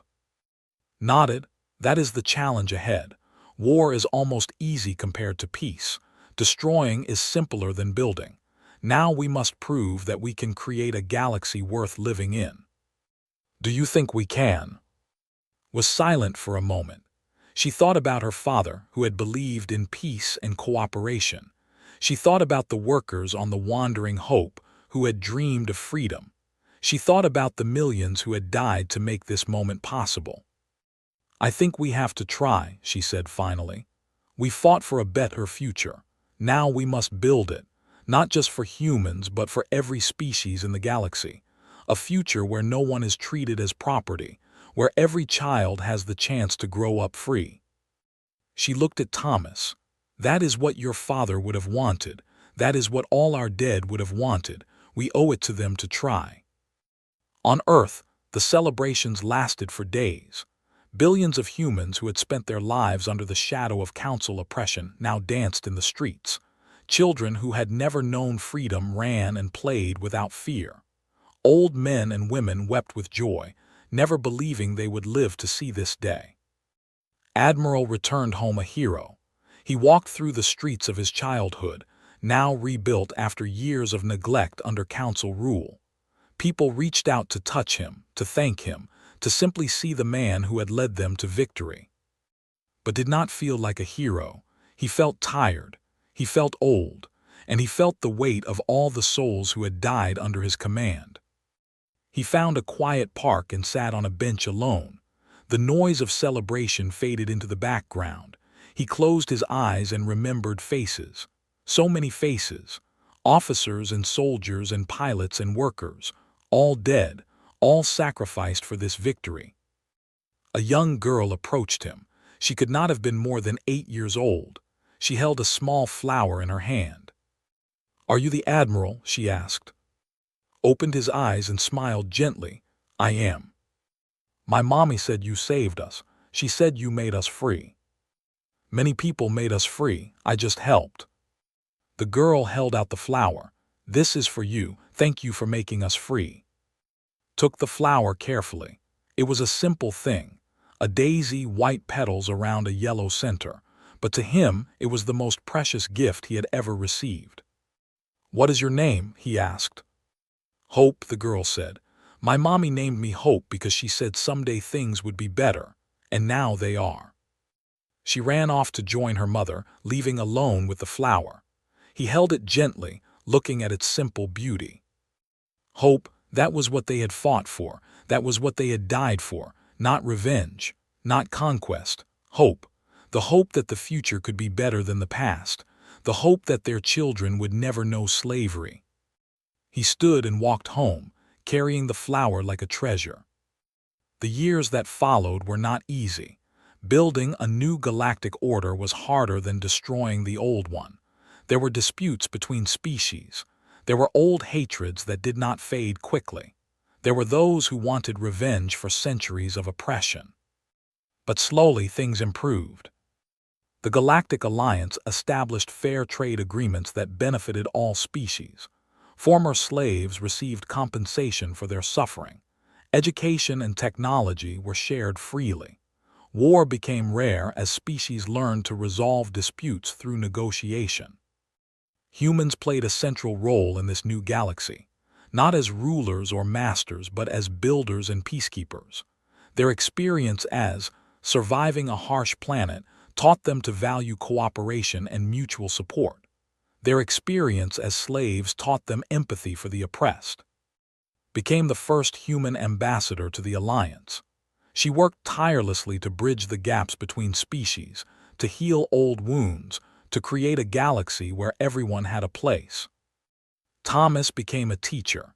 He traveled from world to world, sharing human stories with young beings of every species. He told them about Earth, about the suffering, about the rebellion, about the victory. But mostly he told them about hope. The commander who had once fought against humanity became an unlikely advocate for peace. He worked with human and to reform the military, teaching them to be protectors rather than conquerors. Many of his old comrades called him a traitor. He did not care. An admiral, he retired to a small house on Earth, near the mountains where he had once commanded the secret fleet. He spent his days gardening, reading, and receiving visitors from across the galaxy. Beings of every species came to see the legend, to ask his advice, to simply sit with him in peace. He kept the flower that hope had given him, pressed and preserved in a frame on his wall, a reminder of why they had fought, a reminder of what mattered. 10 years after the war ended, a ceremony was held on Prime. A monument was dedicated to all who had died in the conflict, council and rebel alike, oppressor and oppressed, all remembered together so that their deaths would not be forgotten. Spoke at the ceremony. She was older now, her hair streaked with gray, but her voice was still strong. "We gather here to remember," she said, "not to celebrate victory but to mourn loss. Every being who died in this war was someone's child, someone's parent, someone's friend. Their deaths diminished us all." She looked out at the crowd, humans and dozens of other species, standing together in peace. The old galaxy was built on the lie that some species were better than others, that some beings deserved freedom while others deserved only chains. We know now that this lie was not just wrong but dangerous. It led to suffering beyond measure. It led to war and death and hatred. She raised her hand toward the monument. "The new galaxy we are building must be different. It must be based on the truth that all intelligent beings are worthy of respect, that diversity is not a weakness but a strength, that we are better together than we ever were apart." She paused, her eyes glistening. "We who survived the war have a responsibility to build, to teach, to remember, to make sure that the galaxy never forgets what happened so that it never happens again. That is the legacy we must leave. That is the future we must create." The crowd was silent. Then slowly applause began. It spread through the assembly like a wave, beings of every species clapping together, former enemies standing side by side, the galaxy united as never before. In the front row, an old man watched with tears running down his face. Admiral James had insisted on attending, despite his failing health. He wanted to see this. He needed to see this. Beside him sat little Hope, now a young woman of 18. She had become a diplomat herself, following in his footsteps. She held the old admiral's hand as the crowd cheered. "We did it," whispered. "We really did it." Hope squeezed his hand. "You did it, Admiral. You started something that changed everything." Shook his head slowly. "No, I just helped. Everyone did it together. That is the only way anything worth doing ever gets done." He looked up at the monument, at the names carved in stone, at the eternal flame burning at its peak. His friends were up there, his soldiers, his brothers and sisters in arms. "Rest now," he said quietly, speaking to the dead. "It is over. You are free. We are all free." The ceremony ended. The crowd dispersed. A new day began. Across the galaxy, beings of every species woke up to a universe full of possibility. Ships traveled between stars in peace. Children played without fear. The future stretched out like an endless road, waiting to be explored. Humanity had come a long way from that first terrible day when Council ships appeared in Earth's sky. From slaves to warriors to partners, from despised to respected, from hopeless to hopeful. They had proven that could be gentle, that the oppressed could forgive, that enemies could become friends. And they had proven something else, something that would echo through the ages. No matter how dark things become, no matter how impossible the odds, no matter how powerful the enemy, there is always hope. There is always a chance to rise. There is always a chance to be free. The stars burned on in the endless night, as they had for billions of years, but now they seemed to shine a little brighter. Now they shone with the light of freedom. Now they shone with the fire of who had refused to be broken. And they would shine forever. The great hall stretched for almost a kilometer in every direction. Its ceiling rose so high that clouds formed near the top, and its walls were made of a strange crystal that changed color with the moods of those inside. This was the Chamber of the Galactic Concord, the most important place in the known universe. Here, The 12 most powerful species in the galaxy met to decide the fate of trillions of lives. Ambassador Yuki Tanaka walked through the massive doors and felt very small. She had felt this way for 20 years, ever since she first came to represent Earth at these meetings. The feeling never went away. It was not just the size of the chamber that made her feel small. It was the way the other species looked at her. Or rather, the way they did not look at her at all. The Velthari delegation sat in their elevated seats, their long purple bodies coiled around chairs made of living wood. They had 6 arms each and eyes that glowed with soft yellow light. They were talking among themselves in their clicking language, and they did not even glance at Yuki as she passed. The Kethari were worse. They were massive creatures, like wet mountains of flesh with too many mouths. They ate other species. Not for food, they claimed, but for knowledge. They said they absorbed the memories of those they consumed. The Galactic Concord had made them promise to only eat volunteers. Yuki did not believe there were many volunteers. The Ascended Realms sent their Dominarch, a being of pure energy contained in a crystal shell. They believed themselves to be the highest form of life in the universe. They had enslaved dozens of species across hundreds of worlds, claiming it was their right as superior beings. The Concord did nothing about this. The Ascended Realms were too powerful to challenge. Yuki took her seat in the far corner of the chamber, in the section reserved for minor species. Earth had been part of the Galactic Concord for 300 years, ever since humanity first developed faster-than-light travel and encountered alien life. In all that time, humans had never been given a real voice. They could attend meetings, they could submit proposals, but they could not vote. They could not make demands, they could only ask, and the answer was almost always no. Today, Yuki had come to ask again. The session began with the usual ceremonies. The Velthari High Chancellor, a creature named Vorith Kai, opened the meeting with a speech about unity and cooperation. Yuki had heard this speech many times. The words were beautiful, but they meant nothing. There was no unity here. There was only power, and those who had it used it against those who did not. After the opening speech, the delegations began presenting their concerns. The Kethari wanted permission to expand their hunting grounds into a new sector. The request was approved in minutes. The Ascended Realms wanted to claim a system that was home to a primitive species that had not yet developed space travel. They wanted to use these beings as servants. The request was approved with barely any discussion. Then it was Yuki's turn. She stood and walked to the center of the chamber. Her footsteps echoed in the vast space. She could feel thousands of eyes on her, but most of them were not really seeing her. To them, she was not important enough to see. Honored members of the Galactic Concord, she began. Her voice was steady. She had practiced this speech many times. I come before you today to present evidence of a grave injustice. She activated her datapad, and holographic images appeared in the air above her. They showed a planet, blue and green and beautiful. Then they showed the same planet after it had been attacked. The surface was black and burned. Nothing lived there anymore.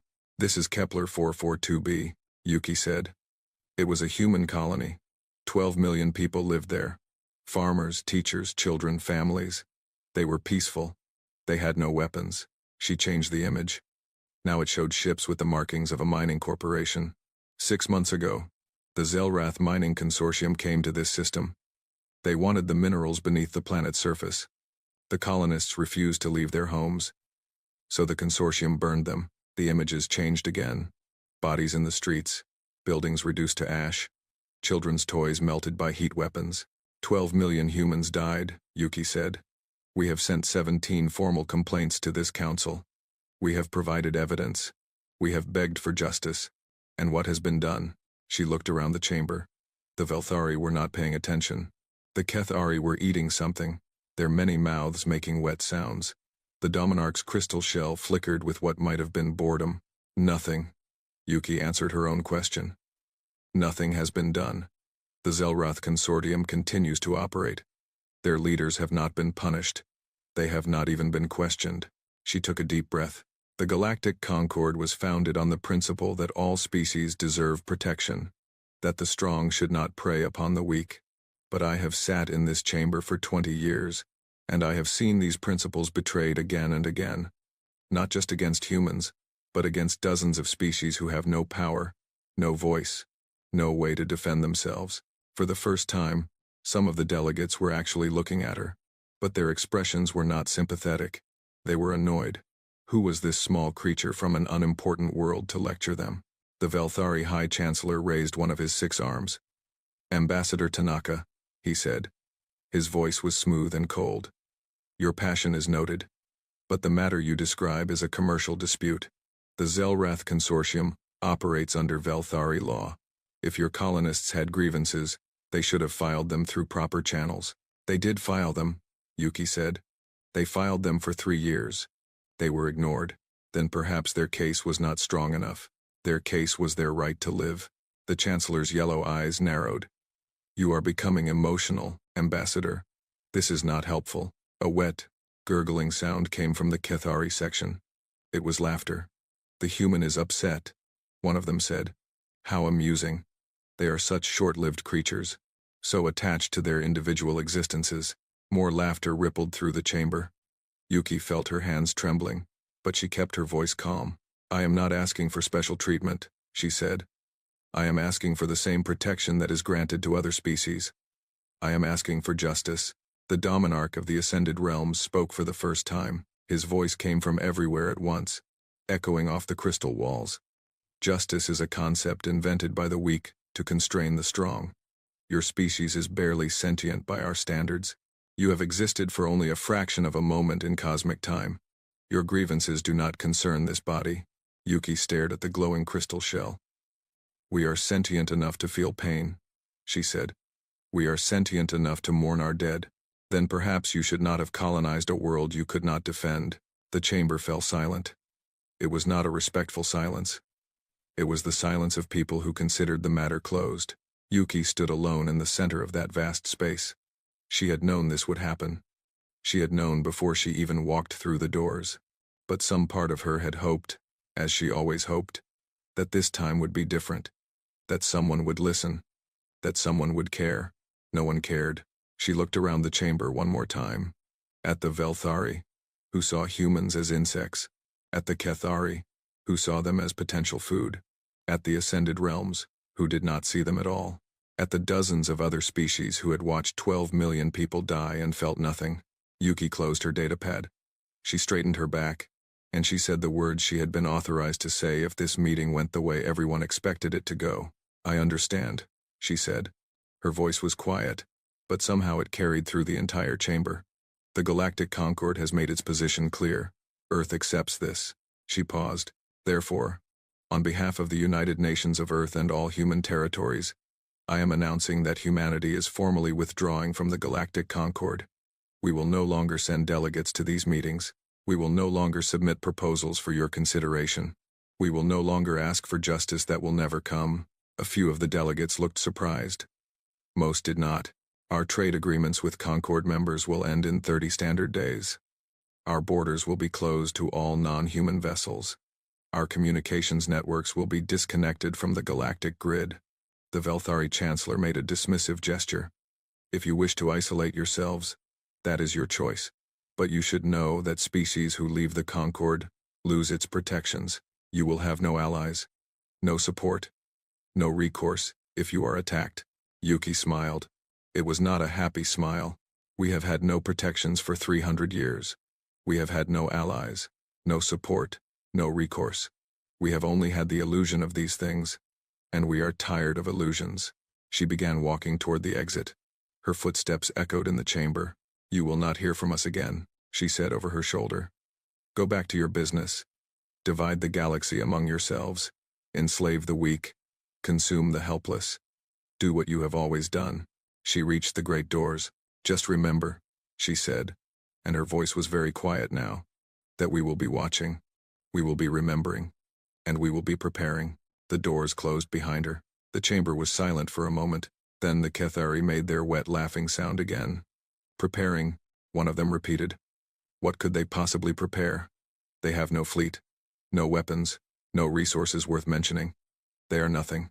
Less than nothing," the Velthari Chancellor agreed. "Their entire species could be wiped out in a single afternoon if we wished it. They are wise to hide in their little corner of the galaxy. Should we pursue them?" the Dominarch asked. "They could be a nuisance if they attempt to contact other minor species. The Chancellor considered this for a moment. No, he decided. They are not worth the effort. Within a few generations, they will either come crawling back to us or they will destroy themselves. Humans are not capable of long-term planning. They are too emotional, too chaotic. Let them go. The session continued. Within an hour, the matter of humanity's withdrawal had been forgotten. There were more important things to discuss. Trade routes, territory disputes, the upcoming war between two minor powers that the Concord would pretend to mediate while secretly profiting from both sides. Earth was erased from the agenda. It would not appear again for a very long time. In her quarters on the station, Yuki Tanaka removed her ambassador's uniform for the last time. She folded it carefully and placed it in a box. Then she changed into simple civilian clothes and walked to the docking bay where an unmarked human ship was waiting for her. The pilot, a young man named James, helped her aboard. "How did it go?" he asked. "Exactly as we expected," Yuki said. "They don't see us as a threat. They don't see us at all." James nodded. "The council back home will be pleased." Pleased isn't the right word. But yes, this is what we planned for. The ship lifted off and headed toward the jump point that would take them out of conquered space. Yuki sat by the window and watched the massive station grow smaller behind them. She thought about the 12 million people who had died on Kepler 442b. She thought about all the other humans who had been killed, enslaved, or exploited over the past 300 years while the Concorde did nothing. "It begins now," she said quietly. "Ma'am? The real work. Everything before this was just waiting, just learning. Now we start building." She pulled out a secure communicator and entered a code that would send a message across hundreds of light years in an instant. The message was simple. Phase 2 begins. Across human space, in secret facilities hidden on moons and asteroids and in the hearts of gas giants, that message was received. And everywhere it was received, people who had been waiting for this moment their entire lives began to move. Scientists activated projects that had been theoretical for decades. Engineers began building machines that should not have been possible. Soldiers started training for a war that might not come for 100 years. They did not know when the day of reckoning would arrive. They only knew that it would come, and that when it did, humanity would be ready. Yuki watched the stars stream past as the ship entered faster than light travel. She was 62 years old. She might not live to see what humanity was planning, but her children would, or their children, or their children's children. It did not matter how long it took. Humans knew how to wait. They knew how to remember, and they knew how to build. The galaxy had taught them that they were nothing, that they were small and weak and insignificant, that their lives did not matter, that their deaths did not matter, that their pain was amusing and their hope was foolish. The galaxy had been a very effective teacher. Now humanity would show the galaxy what it had learned. In the chamber of the Galactic Concorde, the session continued late into the night. Wars were planned. Peoples were condemned. The strong continued to prey upon the weak, as they always had. No one noticed that the human section of the chamber was empty. No one noticed when human ships stopped appearing in conquered space. No one noticed when the star called Sol disappeared from the communications grid, and the region around it became dark and silent. Why would they notice? Humanity was not important. Humanity had never been important. They were just another failed species, retreating to their home system to die in obscurity. The great powers of the galaxy returned to their great concerns. They fought their wars and made their deals and grew fat on the suffering of those beneath them. They expanded their empires and crushed their enemies and believed that this would continue forever. They did not look toward the small yellow star on the edge of the galaxy. They did not wonder what was happening in the darkness. They did not ask themselves what a species of 8 billion angry, patient, determined beings might accomplish if given enough time and enough motivation. They did not think about humanity at all. This was a mistake. 150 years passed. In that time, the galaxy changed. It did not change for the better. The Galactic Concorde, which had held the great powers together through mutual greed and mutual fear, began to fall apart. Without a common purpose, without external threats to unite against, the 12 founding species turned on each other. Old grudges that had been buried for thousands of years came back to the surface. Secret alliances formed in the darkness. Weapons were built. Plans were made. The first war began over something small, a mining dispute in a system that nobody cared about. The Velthari claimed the system belonged to them. The Reth Dominion disagreed. Harsh words were exchanged. Then ships were exchanged. Then fire. The war lasted 30 years and killed 4 billion people. When it was over, the Velthari had won, but they had spent so much blood and treasure that they were weakened for generations. Other wars followed. The Kethari, ever hungry, began expanding beyond their traditional hunting grounds. They did not ask permission. They did not offer payment. They simply came and took what they wanted. Species that had lived in peace for millennia found themselves on the menu. The Galactic Concord held emergency meetings. They passed resolutions condemning the Kethari. They threatened sanctions. The Kethari ate the ambassadors who delivered these threats and continued their expansion. The Ascended Realms watched all of this and saw opportunity. While the other powers fought among themselves, the Dominarch quietly added system after system to his domain. He did not need to conquer with weapons. He simply offered protection to the weak and frightened. And in exchange, they gave him everything. Their resources, their labor, their freedom. Within 50 years, the Ascended Realms controlled more territory than any other power in the galaxy. Their slave population numbered in the hundreds of billions. They were not cruel masters, exactly. They provided food and shelter and order. They simply did not consider their subjects to be people. They were resources, nothing more. During all of this, no one thought about Earth. Why would they? Humanity had left the Concord a century and a half ago. Their space was dark. Their communications were silent. Occasionally, a merchant ship would wander too close to human territory and never return. Occasionally, a scout would try to penetrate the border and simply vanish. The region around Sol was marked on stellar maps as the Dead Zone. Navigation computers were programmed to route around it automatically. Stories were told about what had happened there. Some said humanity had destroyed itself in a nuclear war. Some said a plague had wiped them out. Some said something from outside the galaxy had found them and consumed them. The truth was that no one knew, and no one cared enough to find out. Commander Varric of the Velthari Imperial Navy was one of the few people who ever thought about humanity anymore. He had studied their history as part of his military training. He had read about their wars, their religions, their strange customs. He had found them fascinating in the way that extinct animals were fascinating. One day, his superiors gave him an unusual order. He was to take a small scout ship to the edge of the Dead Zone and try to gather information about what had happened to the humans. The Velthari Empire was planning to expand in that direction, and they wanted to know if the territory was safe to claim. Varric accepted the mission. He took his ship and his crew of 12 and set out toward Sol. They crossed into human space on a quiet day. Nothing happened at first. Their sensors worked normally. Their navigation systems functioned as expected. Varric began to wonder if all the stories about the Dead Zone were just superstition. Then, on the third day, something strange happened. Their sensors stopped working. Not dramatically, not with alarms and warnings. They simply began showing nothing. Empty space in every direction, even though Varric knew there were stars and planets nearby. "What's happening?" he asked his sensor officer. "I don't know, Commander. It's like something is eating our signals. They go out, but nothing comes back." Varric ordered them to continue. They had to gather information. That was the mission. On the fourth day, they saw something. It was just a glimpse, at the edge of visual range. A shape in the darkness, long and black, like a shadow given form. It was there for a moment, and then it was gone. "Did anyone else see that?" Varric asked. His crew had seen it. They were afraid. On the fifth day, their engines stopped working.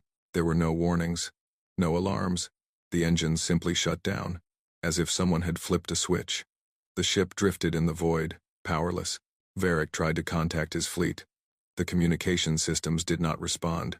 "We're dead in space," his engineer reported. "I don't understand it. There's nothing wrong with the systems. They should be working. They just aren't." The crew was beginning to panic. Varric tried to keep them calm. They had emergency supplies. They could survive for weeks if necessary. Someone would come looking for them. But deep down, Varric knew the truth. No one would come.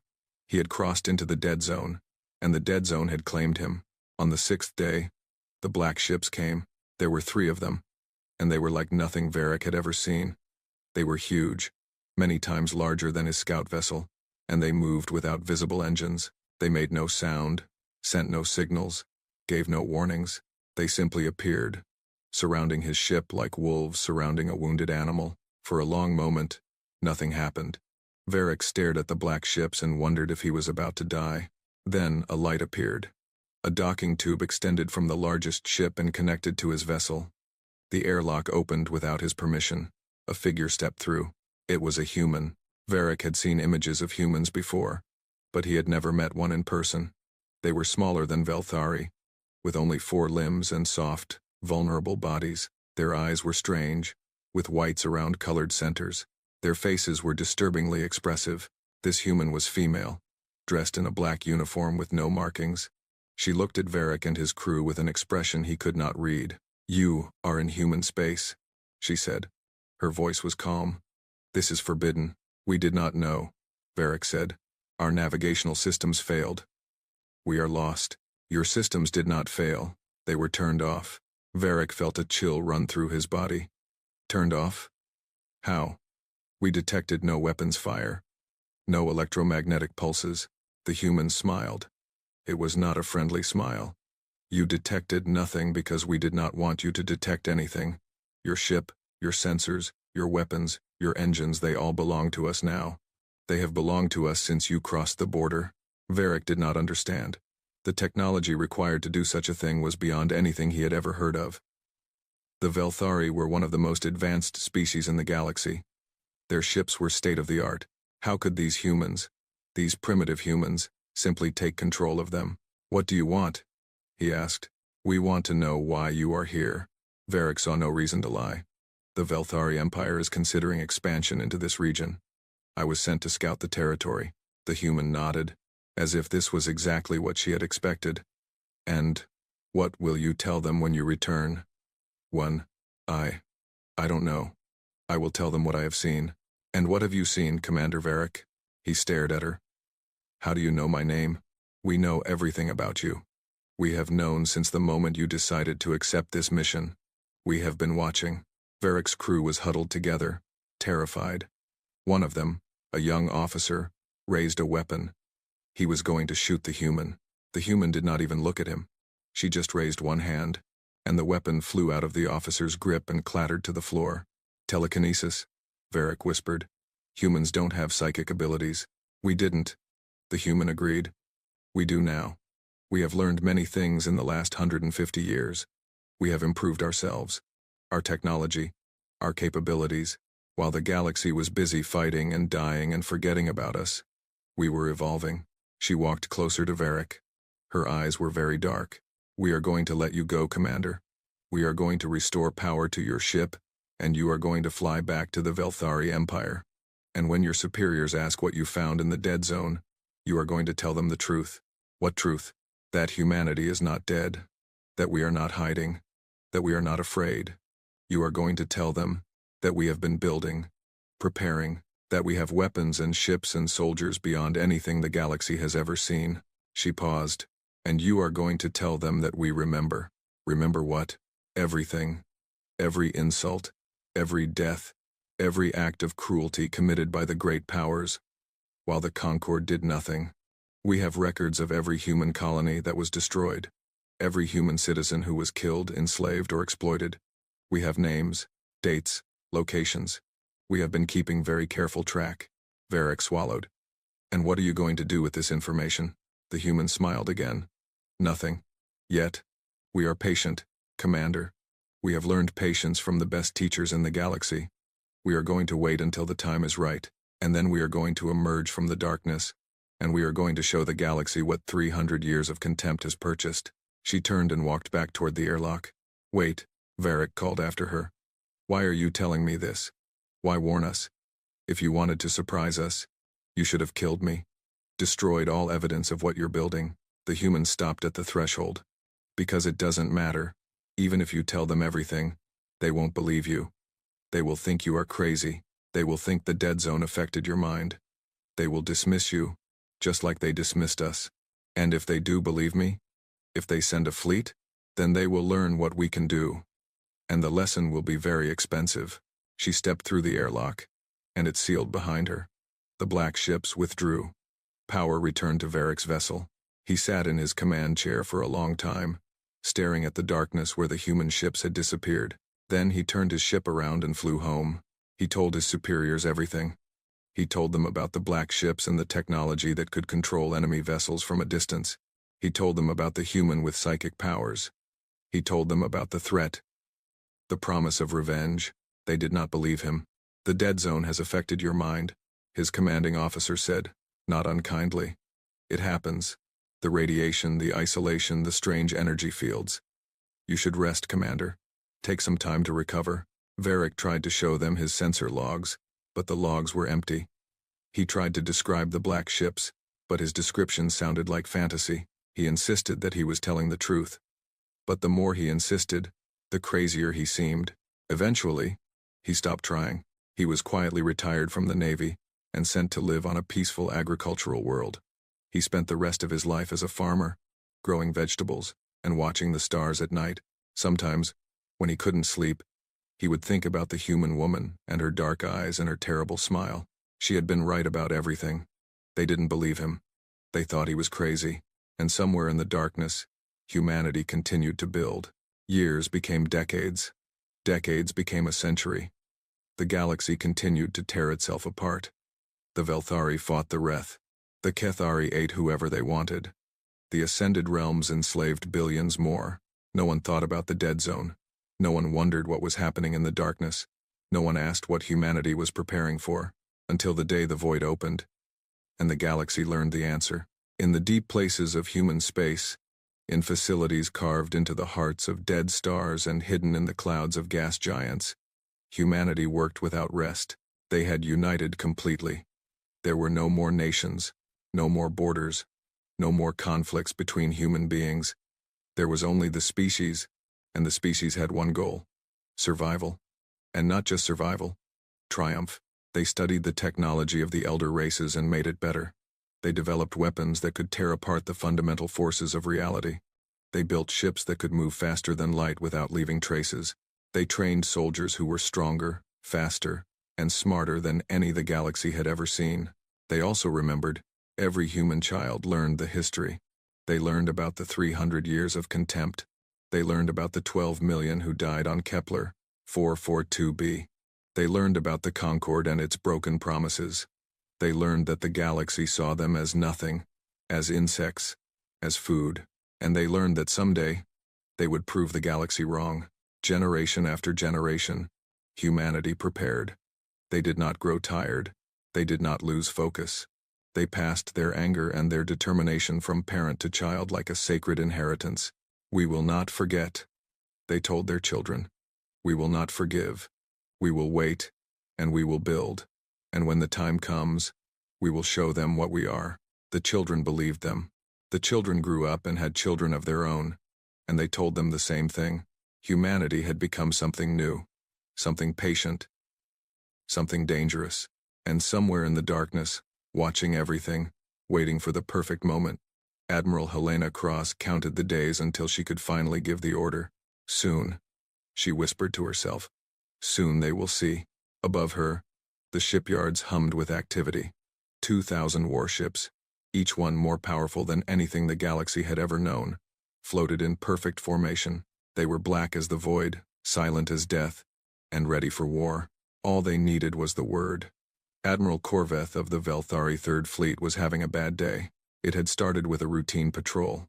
His fleet of 200 ships was guarding the outer edges of Velthari space, watching for pirates and smugglers and the occasional Kethari hunting party. It was boring work, but important. The Third Fleet was one of the most powerful military forces in the galaxy, and its presence kept the enemies of the Empire at bay. Then the sensors detected something strange. "Admiral," his sensor officer said, "we're picking up unusual readings from Sector 774. "What kind of readings?" "I'm not sure. It looks like a subspace ripple. Something very large is moving through the deeper layers of space." Korveth frowned. Subspace ripples usually meant ships traveling faster than light. But the readings were enormous, bigger than anything he had ever seen. It was as if an entire moon was moving through subspace. "Can you identify the source?" "No, sir. The energy signature doesn't match any known species. It's completely new." Korveth ordered his fleet to investigate. They moved toward Sector 774 in standard formation. Weapons charged, Sensors at maximum. Whatever was out there, they would find it. What they found was impossible. The first ship emerged from the void like a nightmare crawling out of the darkness. It was black, completely black, absorbing light, rather than reflecting it. It was also huge, almost 3 kilometers long, bristling with weapons that glowed with strange energies. It came out of nowhere, tearing through the fabric of space itself, and it was followed by another, and another, and another. Corvith watched in stunned silence as ship after ship appeared. 10, 50, 100. They kept coming, pouring out of the void in perfect formation, spreading across space like a plague of shadows. "How many?" he whispered. "Still counting, sir. 200, 300, 500. The sensor officer's voice was trembling. "Sir, they're still coming." When the count reached 1,000, Corvith ordered his fleet to fall back. When it reached 1,500, he sent an emergency message to the Imperial High Command. When it reached 2,000, he simply stared at his view screen and tried to understand what he was seeing. 2,000 warships, each one larger and more powerful than anything in his fleet. All of them moving together with perfect coordination, like fingers of a single hand. And at the center of the formation, there was something else. Something so massive that Corveth's mind could barely process it. It was a ship, but calling it a ship seemed wrong. It was a mountain, a city, a world. It stretched for hundreds of kilometers in every direction, its hull covered with weapons, platforms, and sensor arrays and structures that served purposes Corveth could not guess. It did not move through space so much as command it. Light bent around its edges, reality itself seemed to warp in its presence. "What is that?" one of his officers whispered. Before Corvith could answer, a communication signal reached his ship. It was broadcast on all frequencies, in all languages, impossible to ignore. "This is Admiral Helena Cross of the United Earth Expeditionary Force." The voice was human, female, calm and cold as the void itself. "For 150 years, humanity has been silent. We withdrew from the galactic community because we were told that our voices did not matter, that our lives did not matter, that we were too primitive, too weak, too insignificant to deserve a place at the table of the great powers." Corvith listened. Around him, his officers listened. Across the galaxy, everyone who could receive the signal listened. "We used that time well. While you were fighting your wars and enslaving your weaker neighbors and forgetting that we existed, we were working, building, improving. We took your technology and made it better. We developed weapons you cannot understand. We trained soldiers you cannot defeat. We became something new." A pause, and now we have returned. Corveth found his voice. "This is Admiral Corveth of the Velthari Third Fleet. You are trespassing in Imperial space. You will stand down and surrender your vessels for inspection, or you will be fired upon." He did not expect this threat to work. He said it because he had to say something, because he was a soldier and soldiers did not simply run away from threats, even impossible ones. The human admiral's response was almost gentle. "Admiral Corveth, I know who you are. I know your service record. I know your family. I know that you were not involved in the atrocities committed against human colonies.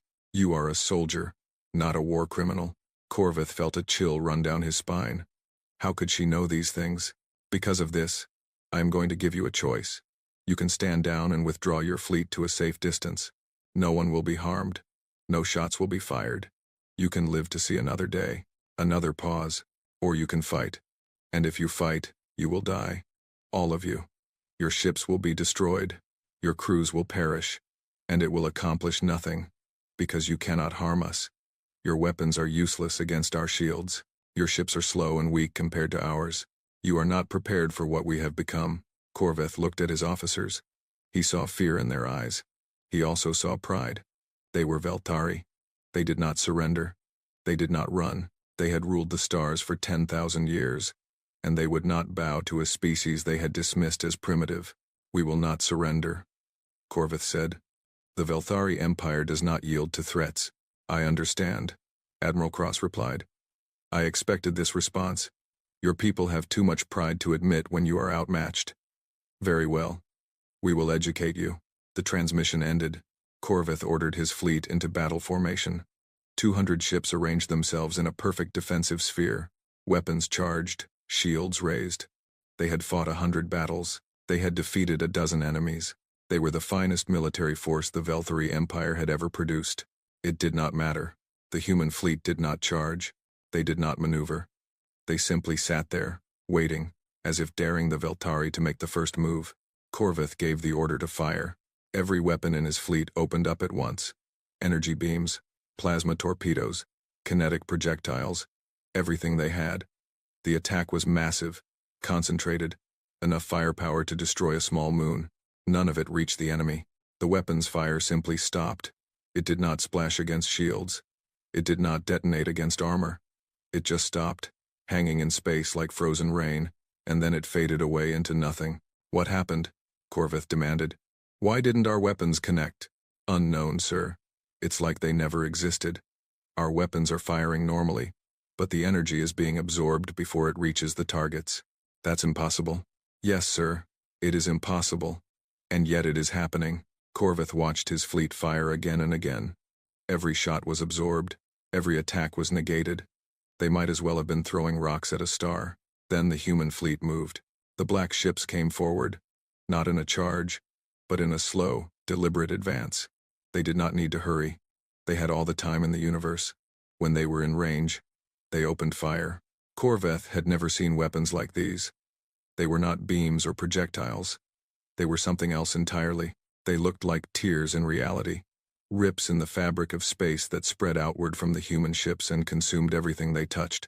The first Velthari ship did not explode. It simply stopped existing. One moment it was there, 200 meters of armored warship bristling with weapons. The next moment it was gone, as if it had never been. The second ship followed. Then the third. Then the fourth. All ships. Evasive action, Corvith screamed. Break formation. Scatter. His fleet tried to run. They were not fast enough. The human ships moved like ghosts, appearing and disappearing, always exactly where they needed to be to cut off escape routes. Their weapons never missed. Their movements were always perfect. They did not fight like a fleet. They fought like a single organism with 2,000 bodies. In 11 minutes, it was over. Of the 200 ships in the Velthari Third Fleet, 187 were destroyed. The remaining 13, including Corvith's flagship, were disabled but intact. Their crews were alive, but their ships would never fly again. Corvith sat in his command chair, surrounded by the wreckage of his fleet, and tried to understand what had just happened. His entire force, 200 of the finest warships in the galaxy, had been destroyed in less time than it took to eat a meal. The humans had not even been trying. They had been playing. A communication signal reached his ship. Admiral Corvith. It was the human admiral again. You fought bravely. Foolishly. But bravely. I respect that. What do you want? Corvith asked. His voice was hollow. I want you to deliver a message. We have disabled your faster-than-light engines, but your subspace communication array still works. You can contact your high command. What message? Tell them what you saw here today. Tell them about our ships, our weapons, our capabilities. Tell them that this was not an invasion force. This was a demonstration. A warning. A warning of what? Of what is coming. For 150 years, the great powers of this galaxy have committed crimes against humanity and against dozens of other species. You have killed. You have enslaved. You have exploited. And you have never faced consequences, because there was no one strong enough to hold you accountable. Her voice hardened. That has changed. We are the consequences. We are coming for every war criminal, every slaver, every tyrant who thought they could abuse the weak without punishment. We are coming for the Velthari Empire, and the Kethari Confederacy, and the Ascended Realms, and every other power that has blood on its hands. Corvith felt fear. True fear. For the first time in his long career, you can't fight the entire galaxy. Even with your technology, you are outnumbered 1,000 to 1. Numbers don't matter anymore, Admiral. You have just seen that. Your 200 ships could not scratch our paint. What makes you think 2,000 will do any better? Or 20,000? Or 200,000? Corvith had no answer. But we are not here to exterminate you. We are not here for genocide. We are here for justice. Surrender your war criminals. Free your slaves. Stop your expansion. Treat the lesser species with respect. Do these things, and we will not harm you. And if we refuse, Then we will take what we want by force and the cost will be much higher. For you, not for us. The transmission ended. Corveth sat in silence for a long time. Then he activated his communication array and contacted the Velthari Imperial High Command. He told them everything he had seen. He described the human ships and their impossible weapons. He relayed the Admiral's message word for word. They did not believe him. You expect us to believe that a fleet of primitives destroyed the Third Fleet? The High Commander demanded. This is obviously a trick. The humans must have developed some kind of psychological weapon that affected your crew's minds. It is not a trick. I saw it with my own eyes.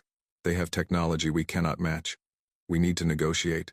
The Velthari Empire does not negotiate with lesser species. We will send the First Fleet to investigate. If the humans have truly developed advanced weapons, we will take them for ourselves. If not, we will destroy them once and for all. Corveth tried to argue.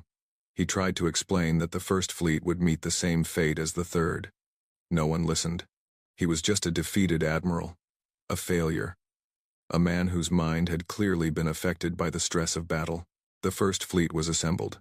500 ships, twice the size of the Third Fleet, commanded by the most decorated admiral in the Empire. They set out for the coordinates where the human armada had been spotted. They never returned. The Second Fleet was sent after them. Then the Fourth, then the Sixth. One by one, the greatest military forces of the Velthari Empire flew into the darkness and disappeared. And still the Empire did not understand. And still the humans kept coming. Admiral Helena Cross stood on the bridge of the Requiem and watched as another enemy fleet was reduced to wreckage. It was the Fifth Fleet they had destroyed this week. The great powers of the galaxy were finally beginning to take humanity seriously. But it was far too late. Status report, she said. All targets eliminated, Admiral. No casualties on our side. 16 enemy vessels disabled but intact. The crews are alive. Good. Send rescue signals to the nearest neutral station. We don't kill prisoners. Yes, Admiral. Cross walked to the forward view screen and stared out at the stars. Somewhere out there, the Kethari were planning a counterattack. The Ascended Realms were mobilizing their slave armies. The remnants of the Velthari military were regrouping for a last stand. It would not help them. Nothing would help them. They had ignored humanity for too long, dismissed them for too long, abused them for too long. Now the bill was coming due, and it would be paid in full. Send a message to all human forces, Cross said. Tell them Phase 3 begins tomorrow. We're moving on the Kethari homeworld. Yes, Admiral. Any specific orders? Cross thought about it. The Kethari had eaten humans. They had consumed human colonies and absorbed human memories as if it were their right. They were monsters by any definition, but humanity would not become monsters themselves. That was the whole point. That was what separated them from the empires they were fighting. Standard rules of engagement, she said. Military targets only. Civilians are not to be harmed.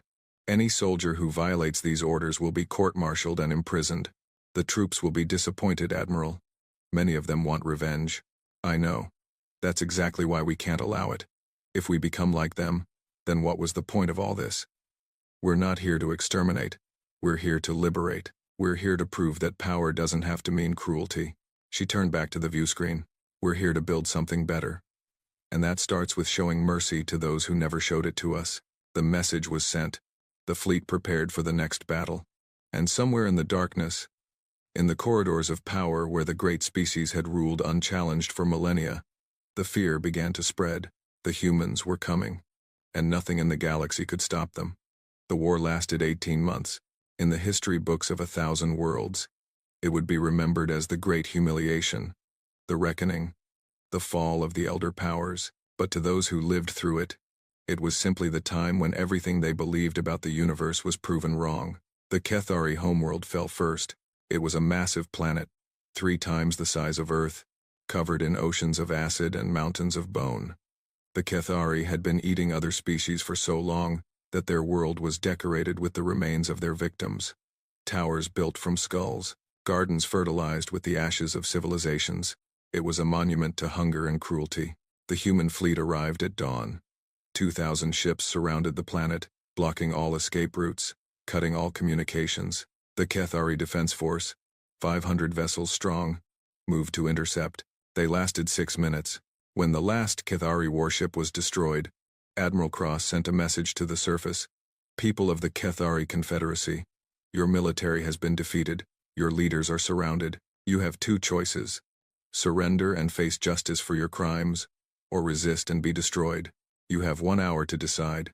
The Kethari leaders chose to resist. They were proud creatures, ancient and terrible, and they could not imagine submitting to beings they had once considered food. Human ground forces landed in 12 locations simultaneously. They did not come with overwhelming numbers. They did not need them. Each human soldier wore powered armor that made them faster, stronger, and tougher than any Kethari warrior. Each one carried weapons that could level buildings. Each one was connected to a tactical network that allowed them to coordinate perfectly, moving like a single organism with thousands of bodies. The fighting was brutal but short. The Kethari fought with everything they had, but their weapons barely scratched human armor. Their claws could not penetrate human shields. Their psychic attacks were blocked by neural implants that had been designed specifically to counter them. In 3 days, the Kethari government surrendered. The galaxy watched in stunned silence as human soldiers marched through the capital city. They expected a massacre. They expected the humans to take revenge for centuries of being eaten, hunted, consumed. They expected rivers of blood. What they saw was very different. The human soldiers did not harm civilians. They did not loot. They did not burn. They moved through the city with perfect discipline, capturing military installations and government buildings while leaving homes and schools untouched. When they found the great feeding halls where the Kethari had consumed other species, they sealed them. They did not destroy them. They did not make a spectacle of rage. They simply locked the doors and posted guards. Why? A Kethari elder asked a human officer. We have eaten your people. We have devoured your children. Why do you not kill us? The officer looked at him with eyes that showed no hatred, only something that might have been pity. Because killing you wouldn't bring them back. Because becoming monsters ourselves would make their deaths meaningless. We're not here for revenge. We're here to make sure you can never do this again. The Kethari leaders were arrested and put on trial. The evidence against them was overwhelming. Recordings of feedings, lists of victims, testimony from survivors of species that had been nearly wiped out. The trials were fair. The accused had lawyers. They were allowed to speak in their defense. They were convicted anyway, because they were guilty. And everyone knew it. They were not executed. The humans did not believe in execution. Instead, they were imprisoned on a barren moon, condemned to spend the rest of their long lives remembering what they had done. The Kethari Confederacy was dissolved. The hunting fleets were dismantled. The feeding halls were converted into memorials for the victims, and for the first time in 10,000 years, the species that had lived in fear of being eaten could sleep peacefully. The Ascended Realms fell next. This was a harder fight. The Dominarch had been preparing for centuries, building an empire of slaves and soldiers that stretched across 1,000 systems. He had weapons the Kethari could not imagine. He had armies that numbered in the billions. He believed himself to be a god. He was wrong. The human attack came from everywhere at once, not just from space, but from within. For decades, human agents had been infiltrating the Ascended Realms, posing as slaves, working their way into positions of trust. They had been whispering to the oppressed, teaching them, organizing them, promising them that someday, help would come. When the human fleet appeared in the sky above the Dominarch's throne world, the slave populations rose up. 40 star systems exploded into rebellion simultaneously. Guards were overwhelmed. Prisons were opened. Weapons, caches that had been hidden by human agents for years were distributed to the oppressed. The Dominarch found himself fighting a war on 2 fronts. His armies were formidable, but they were spread too thin. His soldiers were well trained, but they were used to fighting helpless slaves, not determined rebels backed by human technology and human advisors. The war in the Ascended Realms lasted 3 months. At the end of it, the Dominarch stood alone in his throne room, surrounded by human soldiers. You cannot do this, he said. His crystal shell flickered with rage. I am immortal. I am eternal. I have existed for 100,000 years. You are insects. You are nothing. Admiral Cross walked through the ranks of her soldiers and stood before him. She was small compared to his towering form. She did not seem afraid. You were a god to your slaves, she said. You made them worship you. You made them believe they were less than nothing. But gods can fall, Dominarch. Even immortal ones. What are you going to do? Kill me? You cannot. My consciousness exists beyond this shell. I will simply create a new body. We know. That's why we're not going to kill you. She held up a small device. It looked like a simple metal sphere. This is a consciousness trap. Our scientists developed it specifically for beings like you. When activated, it will capture your essence and hold it in a state of suspended animation. You will not die. You will not be reborn. You will simply stop forever. The Dominarch tried to run. He tried to use his powers to escape. But the human soldiers were faster, and their weapons were stronger. And in the end, he was just another tyrant facing the consequences of his actions. The trap was activated.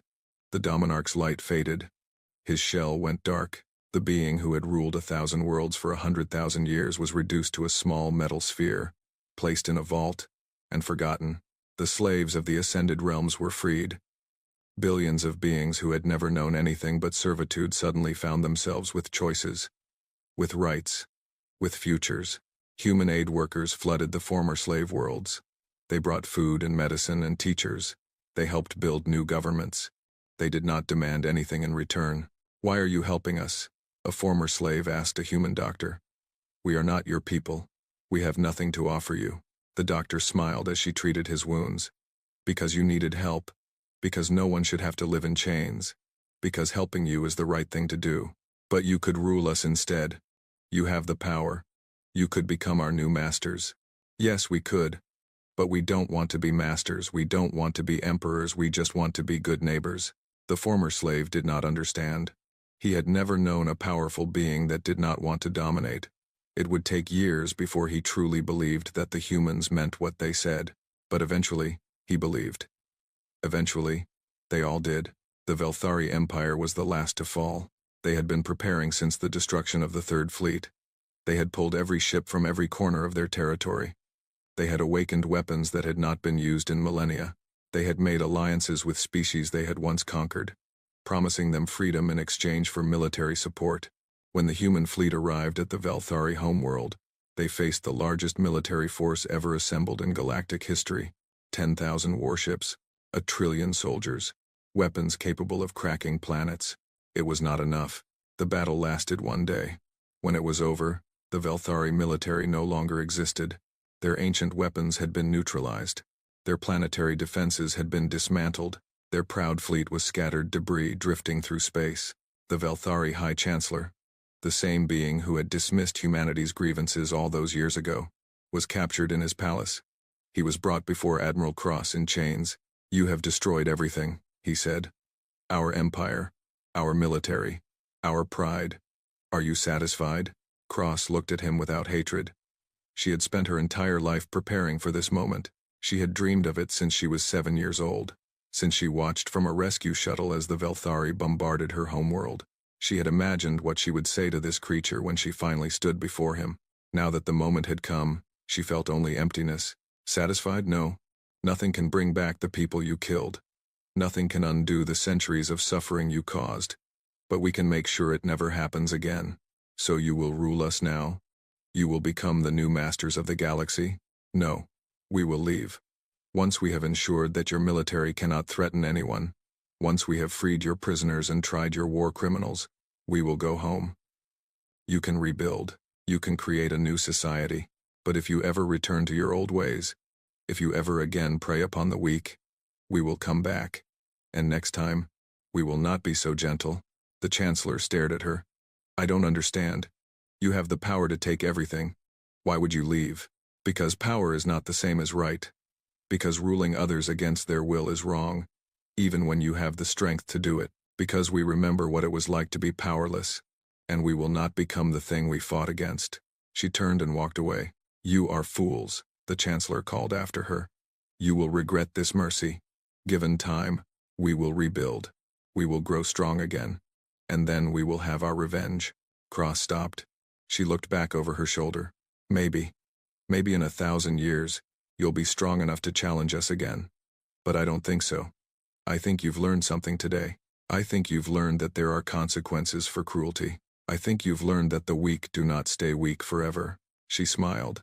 It was not a cruel smile. And I think you've learned that humans keep their promises. We said we would remember. We said we would come back. We did. Remember that, Chancellor. Remember what happens when you underestimate us. She walked out of the palace. Behind her, the Chancellor was left alone with his thoughts and his failures. The war was over. In 18 months, humanity had dismantled 3 of the most powerful empires the galaxy had ever known. They had freed billions of slaves. They had brought war criminals to justice. They had proven that they were no longer the weak, insignificant species that could be ignored and abused. But they had not become conquerors. They had not built an empire of their own. They had not replaced one tyranny with another. Instead, they began to rebuild. Human engineers helped reconstruct the infrastructure that had been damaged in the fighting. Human doctors treated the wounded, regardless of species. Human diplomats helped former enemies negotiate peace treaties with each other. The galaxy watched in amazement. This was not how powerful species were supposed to behave. This was not how victory was supposed to look. Where were the parades of triumph? Where were the monuments to human glory? Where were the chains around the necks of the defeated? There were none of these things. There were only human beings, working quietly, helping where they could, asking for nothing in return. I don't understand them, a Velthari senator said to his colleague. They could have taken everything. They could have enslaved us all. Why didn't they? His colleague had no answer. Neither did anyone else. But slowly, over time, the galaxy began to understand. They began to see that power did not have to mean cruelty. That strength did not have to mean domination. That victory did not have to mean humiliation. They began to see that there was another way. Admiral Helena Cross stood on the bridge of the Requiem one last time. The great ship was returning to Earth. The war was over. The mission was complete. She was tired. She had been fighting, in one way or another, for almost a century. She had given everything she had to this cause. Now it was time to rest. Admiral, her aide said, we're receiving messages from across the galaxy. They want to know what happens next. They want to know if there will be a new galactic concord. Cross considered this. Tell them yes. There will be a new concord. But this one will be different. This one will include everyone, not just the powerful. This one will protect the weak, not exploit them. This one will be built on justice, not on fear. And who will lead it? No one. Or everyone. That's the whole point. No more emperors, no more masters. Just equals, working together, treating each other with respect. Her aide looked skeptical. Do you really think that's possible? After everything that's happened, Cross looked out at the stars. I don't know, but I know it's worth trying. We've shown them what we can do when we're angry. Now let's show them what we can do when we're hopeful. The Requiem entered faster than light travel. The stars blurred into lines of light, and humanity began the long journey home, carrying with them the hope of a better future. It would not be easy. There would be setbacks and failures and disappointments. There would be species who refused to change, who clung to their old ways, who tried to rebuild their empires in secret. There would be conflicts and disagreements and painful compromises, but for the first time in galactic history, there was a chance, a real chance for something better. A chance for a galaxy where power was used to protect rather than exploit, where the strong helped the weak instead of crushing them, where justice was more than just a word spoken by hypocrites. Humanity had given them that chance. Now it was up to everyone to see if they could take it. The Great Hall had been rebuilt. It was not the same hall where the old Galactic Concord had met. That building had been damaged during the war and left as a memorial, a reminder of what had been and what could never be again. This new hall stood on a neutral world, chosen by a committee of representatives from dozens of species, built to symbolize the new era that was beginning. It was smaller than the old hall, more intimate. The seats were arranged in a circle rather than a hierarchy, so that no delegation looked down upon any other. The walls were made of simple stone, not shifting crystal. The ceiling was open to the sky, letting in natural light. 300 delegations filled the hall. Some were from the old powers, the Velthari, humbled but still proud, the remnants of the Kethari, now forbidden from eating sentient beings, even representatives of the ascended realms, ordinary citizens who had been elevated to leadership after their immortal masters were imprisoned. But most of the delegations were from species that had never had a voice before. Former slaves, former victims, former nobodies. They had all come here because they had been invited. Because for the first time in history, someone had told them that their voices mattered. At the center of the hall, where the podium stood, a single human waited. Director Yuki Tanaka was 173 years old. Human medical science had advanced far beyond what the galaxy had imagined possible, and she had been kept alive through treatments that bordered on miraculous. She was old.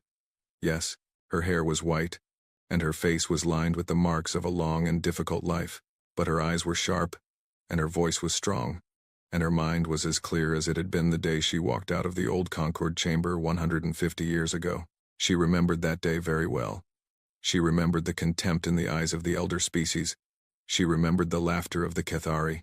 She remembered the cold dismissal of the Dominarch. She remembered how small she had felt, how powerless, how utterly alone. She did not feel small anymore. "Thank you all for coming," she said. Her voice carried through the hall without amplification. "I know that some of you traveled very far to be here. I know that some of you are still afraid of us, of what we might do with the power we have demonstrated. I understand that fear. I want to address it directly." She looked around the room, meeting the eyes of as many delegates as she could. 150 years ago, I stood in a hall much larger than this one. I asked for justice for my people. I was laughed at. I was dismissed. I was told that humans were too primitive, too insignificant, too unimportant to deserve protection. A murmur ran through the assembly. Many of them had heard this story. Many of them had lived similar stories themselves. I walked out of that hall and told my government what had happened, and they told me something I did not expect. They told me that they had been waiting for this moment, that they had known, for a long time, that the Concord would never accept us, that the great powers would never treat us as equals. She paused. They told me that we had been preparing. The hall was silent now. Everyone was listening. For 300 years, while we attended Concord meetings and submitted proposals and pretended to play by the rules, we had been quietly building, gathering technology, training soldiers, developing weapons, not because we wanted war, but because we knew that someday, war would come to us whether we wanted it or not. The weak are always targets. We decided that we would not be weak forever. She took a deep breath. When I walked out of that hall, we began the next phase of our preparations. We went silent. We disappeared from the galactic community. We let you forget about us, and in that silence, in that forgetting, we became something new, something you could not ignore. A Velthari delegate rose from his seat. He was young, born after the war, and he had been raised in a very different Velthari society than his ancestors. "Director Tanaka, may I ask a question?" Yuki nodded. "Of course. Why are you telling us this? Why reveal your strategy? Aren't you worried that other species will learn from your example and do the same thing?" Yuki smiled. It was the first smile many of the delegates had seen on a human face, and they found it surprisingly warm. "I hope they will learn from our example. That's the whole point. I want every species in this room to understand that they don't have to accept oppression, that even the weakest, most despised people can become powerful if they work together, that patience and determination can overcome any obstacle." She spread her arms to encompass the entire hall. "But I also want you to understand something else, something more important. We did not build our armada because we wanted to conquer. We built it because we wanted to be safe. We wanted to be respected. We wanted to have a voice." She lowered her arms. "Now we have a voice. And what we want to say with that voice is this: we don't want to rule you. We don't want to be your masters. We don't want to replace the old tyranny with a new one. We just want to sit at the table with you, as equals, and work together to build something better." Another delegate rose. This one was from a species Yuki did not recognize. A small, furry creature with large eyes and delicate hands. "Director, my people were slaves of the Ascended Realms for 10,000 years. Human soldiers freed us. Human doctors healed us. Human teachers helped us rebuild our society. We owe you everything. Why would you not want to rule us? We would accept your rule gladly. You have earned it." Yuki walked toward the little delegate. She knelt down so that she was at eye level with him. "What is your name?" she asked. "Kirill," the creature said. "I am Kirill of the Tethany." "Kirill, let me ask you something. When you were a slave, did you dream of being free? Every day? And in those dreams, what did freedom look like? Did it look like having a different master? A kinder master? Kirill was silent for a moment. No, he admitted. It looked like having no master at all. It looked like making my own choices, living my own life. Yuki nodded. That's what freedom is, Kirill. Not having a good master, but having no master. We could rule you. Yes, we could be kind rulers, fair rulers, better than the ascended realms ever were.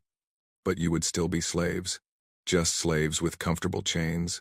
She stood up. We didn't fight a war and sacrifice so many lives just to become another empire. We fought so that everyone, everywhere, could be free, including you, including your people, including every species in this room. She returned to the podium. That is why we are proposing this new Concord. Not a council of the powerful, but a council of equals. Every species gets one vote, regardless of size or strength.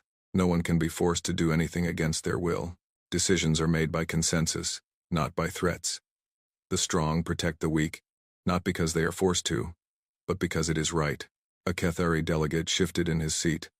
The Cathari had been stripped of their military and their hunting fleets, but they were still present, still part of the galactic community.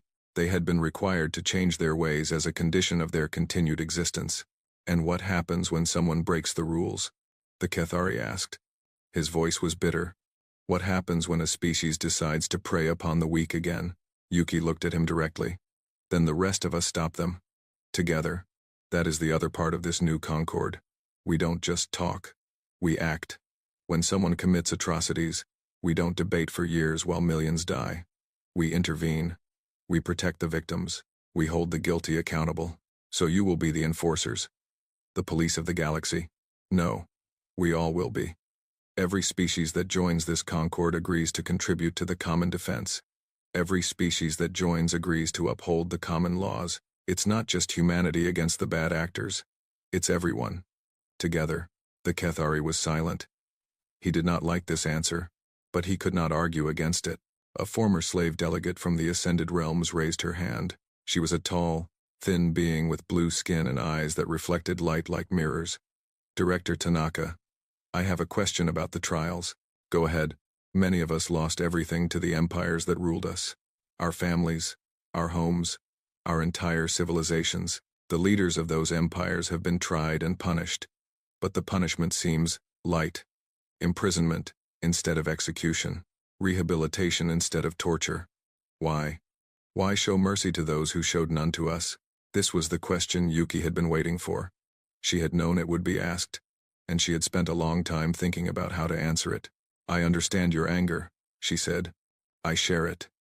The beings who hurt you, who hurt all of us, deserve to suffer. Part of me wants them to suffer. Part of me wants revenge. She paused. But revenge is a trap. Once you start down that path, it never ends. You hurt them, so their children want to hurt you. You kill their leaders, so their people want to kill yours. The cycle goes on, generation after generation, until there's no one left who remembers what started it. She looked around the hall. We have a chance here. A chance to break that cycle. A chance to show that power doesn't have to mean cruelty. That justice doesn't have to mean brutality. We can be better than those who hurt us.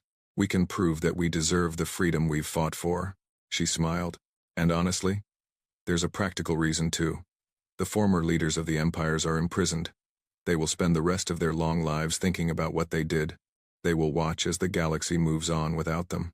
They will see their victims thrive while they rot in cells. That's not mercy. That's a different kind of punishment. A punishment that doesn't make us monsters. The blue-skinned delegate nodded slowly.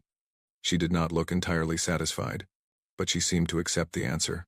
Yuki returned to her main topic. So, this is what we are proposing. A new galactic concord. A council of equals. A commitment to mutual defense and mutual respect. No more empires. No more slaves. No more forgotten species left to suffer while the powerful look away. She looked around the room one more time. I know this is not easy. I know there is a lot of fear in this room. Fear of us, fear of each other, fear of the future. But I also know there is hope. I can see it in your eyes. The hope that things can be different. The hope that the future doesn't have to be like the past. She smiled. You called us primitive. You were right. In a way. We were young, impatient, emotional. But you mistook youth for weakness. You did not understand that humans do not surrender. We do not forget, and we do not stop. She spread her arms wide. We are here now. Not as conquerors, not as masters, as partners. The question is, will you join us? The hall was silent for a long moment. 300 delegations, representing thousands of worlds and trillions of lives, considered what they had heard. Then, slowly, one delegate stood. It was Kirill, the little Tithani who had been a slave of the Ascended Realms. My people were nothing, he said. His voice was small but steady. We were property. We did not count. When the humans came, we expected them to become our new owners. Instead, they told us we were free.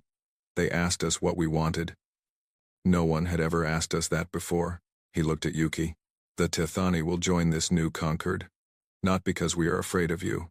Because we believe in what you are trying to build. Another delegate stood. And another.